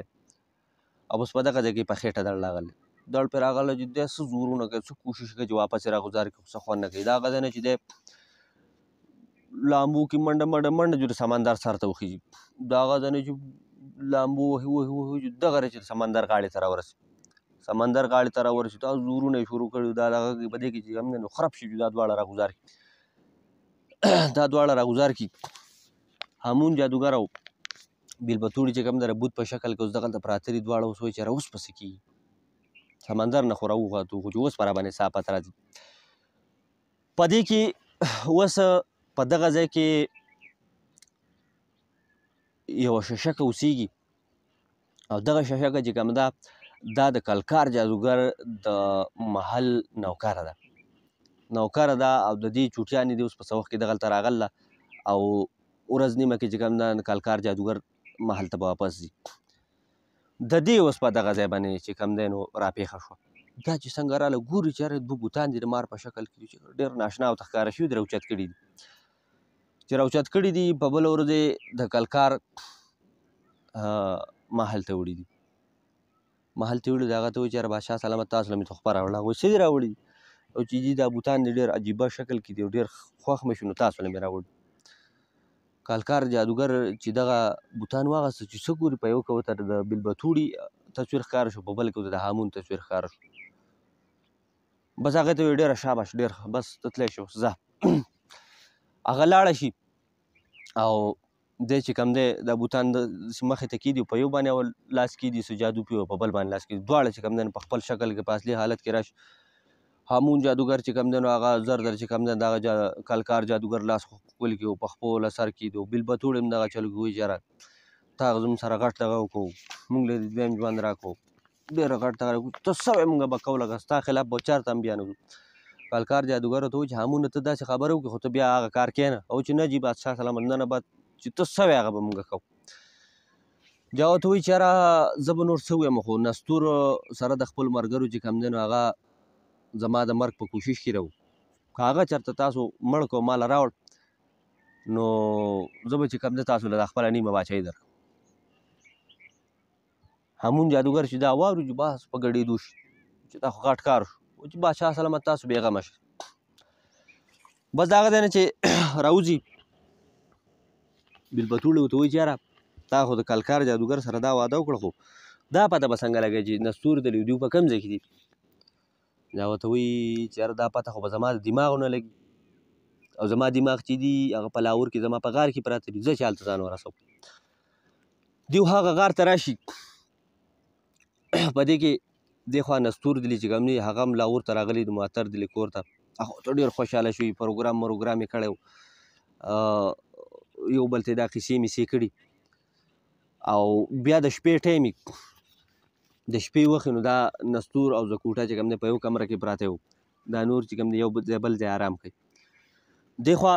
هامون جادوګر چې دی په خپل غار کې د ده سر داسې د انسان داسې دماغ غوندې شکل کې داسې مصنوعي غوندې کې دماغ ورسره پراته داسې شکل کې پلاستیک شکل کې دی هغه دماغ راوچت کړي د خپل سر سره یې ولګوي ښه به وایي زما مازغو ما ته وایه چې نستور دي په کوم ځای کې چې هغه مازغه چې د سر سره ولګوي چې په هغې کې حرکت راشي داسې رڼا پکې وشي او نری اواز ترې راوچت شي وایي نستور د عمران دلي په کوټۍ کې بس دی هغه کېدي و بیلبتوړي ورته وایي چې څنګه چل دی هغه ورته وایي دماغ راته حل وي ځای راته معلوم شو دوی چې هره ځای خو ورته معلوم شو خو اوس به څه کوو څنګه به یې قبضه کوو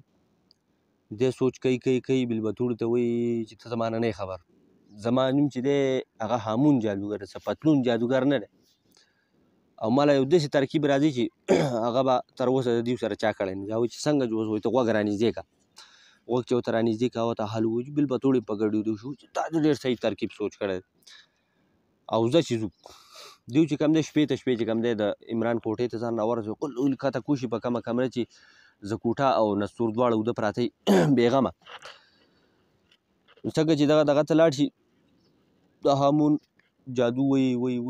غلی چې ورپوکي چې څنګه ورپوکي چې بس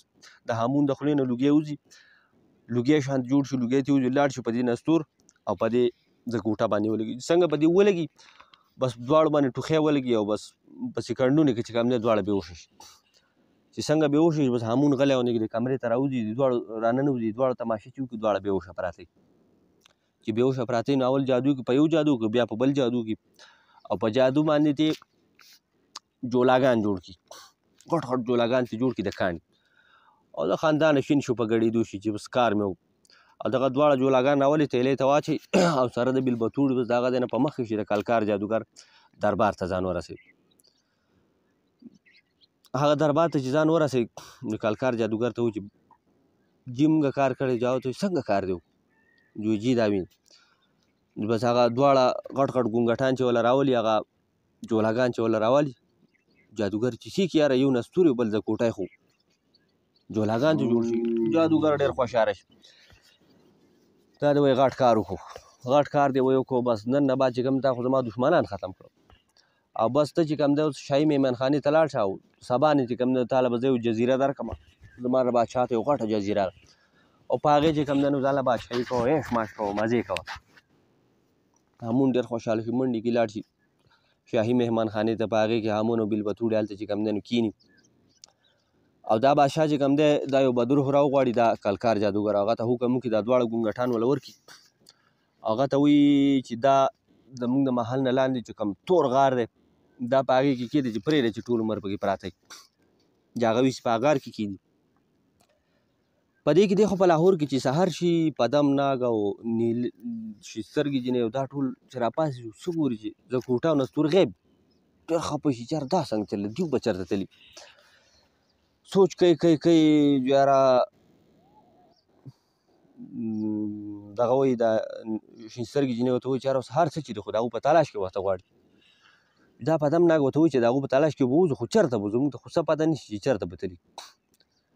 دا عمران په دې منځ کې راودانګي چې یاره یو خبره کیدی شي چې په دې ښار کې چې کوم دی د نستور انکل دلي غټ دښمنانو یو هامون جادوګر او بلبتوړو د هغو د دې ښار نه بهر په یو شړه کې غار دی کیدی شي چې هغو څه چل کړی چې پدم ناګ وایي چې هو دا خبره ستا ټیک ده د هغو د خولې نه ما هم دا خبره اورېدلې چې دغه د دوی غټ دښمنان وایي چې زه ټیک ده بس د هغې په هغې پسې ځو بس دوی چې د دغه کوټۍ نه بهر راوځي بهر روان شو دا شین سترګې جینۍ ته تپوس کړي چې ته خو د غار پسې روان یې خو تا د غار معلوم دی خو چې نه دا غار خو ماته نه دی معلوم خو اوس څنګه چلو ناشکتي مار چې په اصل کې دا چې کله دوی د یونان نه لاهور ته راځي نو هغې خپل ملک ته لیږلی چې زه چې کله ستا ضرورت و نو زه به دې بیا راوغواړم نو بس په دغه ځای کې دوی به یو شړه کې کښېني وایي چې را شکتي مار راغواړو هغه به معلومات کوي بس دی جادو ووایي او شکتي مار چې کوم دی هغه حاضر شي شکتي مار ته وایي چې یاره داسې یو غار دی دغه غار درک ولګوه هغه دغه غار درک ولګي دوی هغه غار ته لاړ شي غار ته چې لاړ شي غار اوس خوشه پروت وي هېڅ هم نشته نه بلبتوړي شته نه هامون شته بس یو ګټ ته چې کوم دی نو د انساني شکل یو مازغه پراته دي دماغ پراته دي دوی حیران شوي دي د پدم ناګ دا دماغ راوچت کړي چې دا لا څه شی دی دا پکې څه دي بیا دغه مازغه چې کوم دی دماغ دا چې د شکتي مار هغه څنګه شکتي مار هغه څه چې اوس په دې دماغو کې حرکت راغلی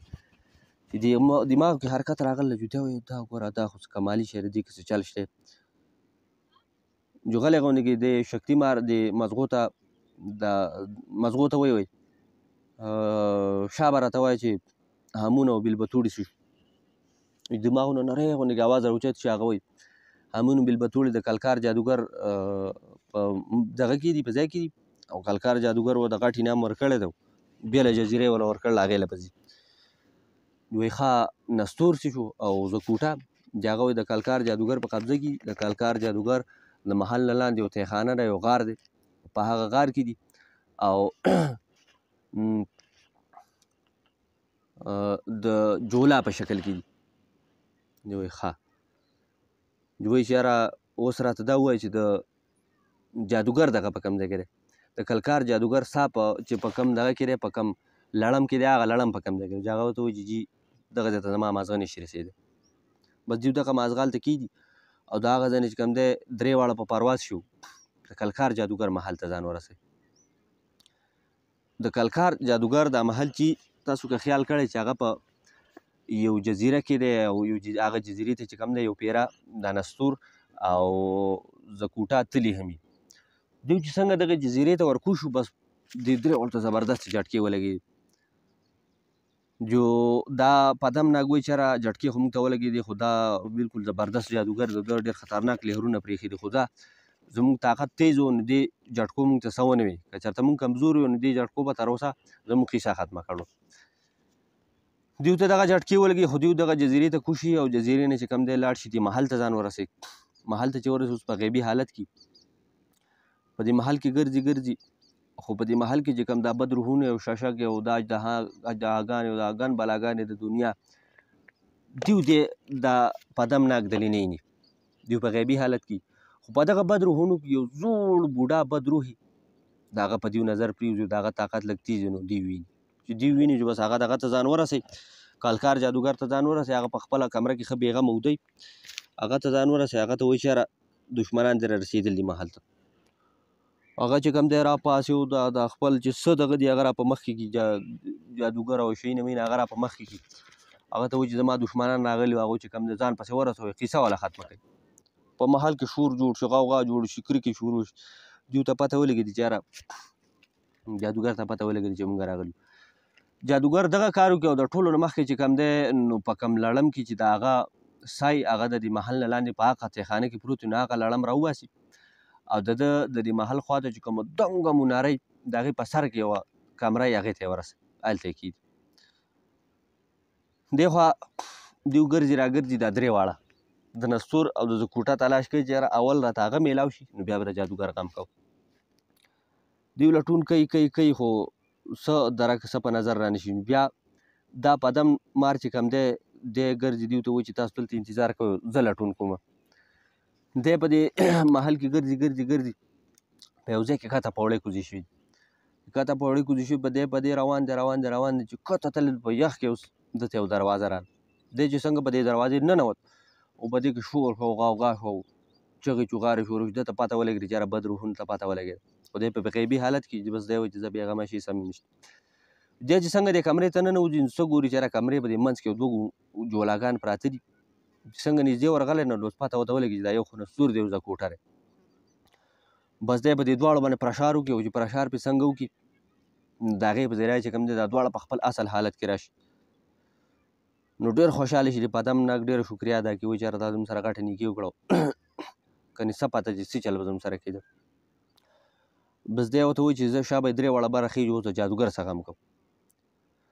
درې واړه چې څنګه بره راوخېږي ټول میلاو شي پنځه واړه میلاو شي او دغه کوي چې یاره اوس د جادوګر په دغه پسې ګرځېده غواړي په لړم پسې ګرځېده غواړي چې په کوم کې د جادوګر سا دی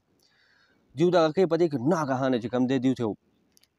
بوډا سړی راښکاره شي ښایسته نوراني شکل یې د ښه مزېدار او هغه شکل دوی ته وایي چې یاره تاسو چې کوم دی ډېر نیک کار پسې راغلي د دې جادوګر قصه چې تاسو خلاصه کوئ نو تاسو چې کوم دی انسانانو د خدای مخلوق چې کوم دی به تاسو دمه کوئ دا ډېر قبیحه جادوګر دی او ډېر ګناهګار دی د ده نه چې کوم دی د خدای مخلوق په عذاب کې دی تاسو ډېر په نیک کار راغلي او زه چې کوم دی ستاسو د امداد دپاره رالېږلی شم نو زه تاسو ته حل وایم چې د جادوګر لړم چې کوم دی په کوم چې د جادوګر سا دی هغه د محل خواته چې کوم دنګ مناره ده د هغې په سر کې یو کمره ده په هغې کې دی او جادوګر چې کوم دی په تاسو پسې بد روحونه او اجدهاګانې ټول یې درپسې راخوشي کړي اوس به ستاسو خواله راورسي خو تاسو بېغمه شئ بس دا ټولو په سرونو باندې داسې لاس کېږدي او بیا ورته ووایي تاسو ته یو بد روح او یو شی هم تاسو ته اوس هېڅ هم نشي ویلی، بس تاسو لاړ شئ خپل کار وکړئ. بس دا خبره وکړي او هغه بوډا سړی ترې غیب شي. څنګه چې بوډا سړی غیب شو، په دې کې ورته دا بد روحونه او دا اژدهاګانې او دا بلاګانې ورته ورورسي. دا ورته ورورسي بس دا پنځه واړه ورسره مقابله شروع مقابله ورسره کوي. په دې کې دیو بهر راوځي، بهر ته کولاو ځای ته راوځي. کولاو ځای ته چې راوځي د نستور چې ګوري اوس یو دنګه مناره ده، دی په ادم ناک ته وایي چېرې تاسو مقابله کوئ او زه چې کوم دی دغه منارې ته ما ځان ورسوم، د دې لړم غم کوم د دې جادوګر چې څنګه دا جادوګر مړ شو دا هر څه به ختم شي. نو بس دی ورته وایي چې ټیک دی، دا نستور چې کوم دی په پرواز شي او د دې منارې د دغه ته راوخیږي، سر ته راوخیږي، په دې سر کې چې کمره ده، خو څنګه چې دروازې له لاس وروړي ژړغ شي کته واپس غوځار شي. چې واپس غوځار شي کته په ځمکه ولګي، دا په ادم ناګ ورته وایي چې نستوره که ته نه شي زه پرې ورځم. دا ورته وایي چې نه ته بېغمه شه، دوباره به زه بیا ورځم او دا ځل هېڅ هم نشي کېدی.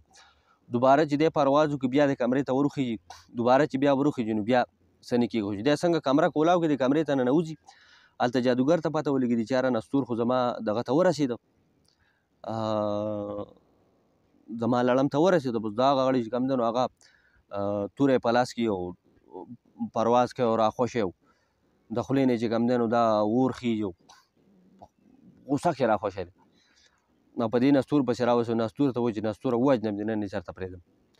خو نستور د هغه نه مخکې چې جادوګر هغه ته ځان راورسېد، نستور چې منډې کړي هغه لړم چې په کوم مرتبان کې پروت دی هغه مرتبان ځمکې له راواچي هغه مات شي، او لړم چې څنګه دا مرتبان نه راوځي یو طرف ته منډې وایي چې څنګه منډې وایي، نستور چې منډې کړي بس خپه پې کړي وایي چاقی چې وایي چاقی چې قصه وله ختمه کړي. چې څنګه لړم مړ شي هلته چې کوم دی نو جادوګر یو هیبتناکه چغه ووایي، هغه هم چې کوم دی ختم شي مړ شي. ګیر چاپېره چې کوم دی په محل کې اور ولګي او دا بلاګانې او بدرهونو چې کوم دی د خطرناکې چغې چوغارې شروع دي، هر څه چې کوم دی نو ګیر چاپېره اور ولګېد او جادوګر مړ شو. بل خوا چې کوم دی اوس هامون او بیلبتوړي چې کوم دی هغو له اوس چې کومه جادوګر بیله جزیره ورکړې وه، په هغه کې ښایسته محل و، په محل کې هغو ښکلي په تخت ناست وو، نوکران وو، میوې وې او مزې وې، هغه هر څه غیب شو. اچانک غیب شو. چې څنګه اچانک غیب شو بس هامون چې په کوم تخت ناست و هغه تخت یې غیب شو، غرب شو یا په ځمکه راوغورځېد. داسې بیلبتوړی مړ نو نه محل نه تخت او نه بل څه، بس په یو خوشي جزیره کې دواړه پراته وو. یا بیلبتوړي ته وایي چې یاره ناسازه وشوه، چېرته ښه جادوګر چېرته چا وژلی چې چل شوی دی او هر څه غیب شو، او ته ځه چې د هغو تماشه وکړو. زکوټه او بیلبتوړي او هامون چې کله غلي ونې کې راشو جزیرې ته چې هلته تماشه وکړو، اوس په جزیرې باندې چې کوم دی نو خطرناک اور پرې بل دی، هر څه چې کوم دی نو وسویره شو. دې خوا زکوټه چې د هامون څنګه ولیدو نو نستور ته وایي چې هلکه زکوټه هامون او بیلبتوړي راغلو راځه چې نسوي. دوی چې پرې را په غوټه شي نو بیلبتوړي او هامون مخکې او نستور او زکوټه ورپسې. دوی روان وي د په لاره پرواز کوي او ورپسې دي. دا بیلبتوړي دی هامون ته په یاره کې وایي وسپسه کوئ، دوی خو مونږ وجني پرېږدي ونه. دی ورته وایي چې زما سره داسې خطرناک منتر دی چې هغه که په ما ووینو د دوی پلار ته هم نشي، غټ غټ جادوګران ته نسبت شي. دی په دې هوا کې دا منتر وایي او داسې د هغو طرف ته مخکې او منتر ورپوکي. چې څنګه منتر ورپوکي یو غټه شغله جوړه شي د اور، او هغه په دې نستور او زکوټه ورپسې شي. چې په نستور او زکوټه ورپسې شي چې دوی څه ځان بچ کوي، یو طرف ته بل طرف ته کېږي، خو هغه شغله په څه قشن ورپسې. بس دا زکوټه چې کوم دی د خپله مخصوص ناره وایي زبیناب او په غوسه کې او چې چغه ووایي او د خولې نه چې کوم دی یو خطرناکه شغله وخیږي، هغه روانه شي. هغه شغله چې لاړه شي نو دغه دوی پسې چې کومه دا بله شغله را روانه چې هغه ووهي، بس هلته هغه شغلې مغلې هر څه ختم شي. هامون جادوګر چې دا ویني چې یاره زموږ هغه اور هغه شغله هغه هم ختم کړه، اوس خو بیخي لکه زموږ وخت ختم دی. بس دی چغې کې د خپلې خور ته وایي د بیلبتوړي ته وایي چې هر طرف ته چې ځان له خپې سپکولی شي، کم طرف ته چې تللی شي نو ځان سپک او ځان ورک کو، خپې سپکوه، کنې مرګ زموږ دی او زه هم خپې سپکوم، او که چېرته ژوند او موقع وه نو بیا به د یو بل سره میلاو شو، اوس د خپل ژوند غم کوه. بس دوی په دې هوا کې ناګهانه چې کوم دی نو غیب شي او طرف ته لاړ شي، د نستور او زکوټه چې کوم دی دغسې پاتې شي. د دوی څه ګیر چاپېره ګوري خو په نظر یې رانه شي. خیر دوی واپس راکوشي وایي ځه دوی به چېرته بیا خدای په لاس راکړي او د دې جادوګر نه خدای خلاص کړو، دی مړ کړو نو د دوی سره به بیا ګورو. واپس لاهور ته راشي او په لاهور کې چې کوم دی نو غټ جشن وکړي دوی په هغه عمران د علي په کوټۍ کې او ډېره خوشحالي وکړي. بیا په دمناګ او شکتي مار چې کوم دی نو هغه خپل ځای ته لاړ شي. شین سترګې جینۍ چې کوم دی نو هغه خپل تابوت ته لاړ شي چې هغه چې کوم تابوت نه راوتي که تاسو ته یاد شي هغه خپل ځای ته واپس لاړ شي. او نستور او زکوټه چې کوم دی نو هغه څه وخت د عمران او معطر سره او د هغو نه بیا لاړ شي خپل خوی خاف ته. نو دا به زموږ نننۍ د عینک والاجین قسط اخرنی قسط و د خیره سره او ختم شو. او همیشه مشران هم وایي او دا خبره ټیک هم ده چې ګټه چې دا هغه د حق کیږي او باطل چې کوم دی نو هغه همیش چې کوم دی تختی او بیلي. نو په دې قصه کې هم په اخر کې چې کوم دی ګټه د حق وشوه او باطل چې کوم دی هغه وبیلله او ختم شو. نو د دې قصې کې ډېر ځای په ځای او داسې واقعیات پکې راغلي چې دا قصه خو د دروغ خیر قصه وه، ناول یو ډرامه وه. ما تاسو ته د پښتو په شکل کې د پښتو د قصې په شکل کې وکړه، خو په دې قصه کې به ځای په ځای داسې واقعیات او داسې خبرې اترې به راغلي چې د هغې نه به ډېر مطلب او ډېر د مطلب خبرې وي پکې. خو که چا ورته سوچ کړی نو دا یوازې داسې نه و چې یاره د جادوګرانو د پیریانو د دې بلاګانو بس یو قصه وه او جادوګر مادوګر هر څه پکې وشو ختم شو. نه، قصه چې همیشه اورئ په هغې کې به څه نه څه مطلب وي، څه مقصد به پکې، څه سبق به پکې، هغې ته پکې غوږ دی. نو دا خو ډېره اوږده قصه وه، د دې مطلب داسې نه و چې دې کې بس اخر کې بس یو مطلب به ترې وښیي. نه، دې کې منځ تر منځه ډېر سبقونه وو، ډېر مطلبونه وو پکې، ډېرې خبرې وې پکې. نو تاسو به هم زده کړي د خیره سره. او مبارک شه چې قصه د خیره سره ختم شوه. زه هم ډېر ستړی کړی وم او دغه د خیره سره نور هم داسې مزیداره قصې به کوو، داسې نه ده چې دا قصه ختم شو نو بس دی. نورې هم داسې مزیدارې قصې او ډېر ښایسته مزیدارې قصې مې راټولې کړي د خیره سره را روان وخت کې به یې کوو. او په هفته کې چې کوم دی کوشش به کوو انشاءالله چې یوه اوږده قصه کوو او نورې ورسره لنډې قصې او څه پکې زموږ د خیر سره پروګرامونه هم دي ووایه دا څه دي او پخواني یادونه، نو هغه به پکې هم منځ تر منځه کوو. نو انشاءالله زموږ او ستاسو دا مینه او دا سفر به روان وي او امیدداره چې تر ډېر وخته پورې به چلیږي. نو ښه ده وباد اوسئ، د الله هم ښه ساته، د الله په امان.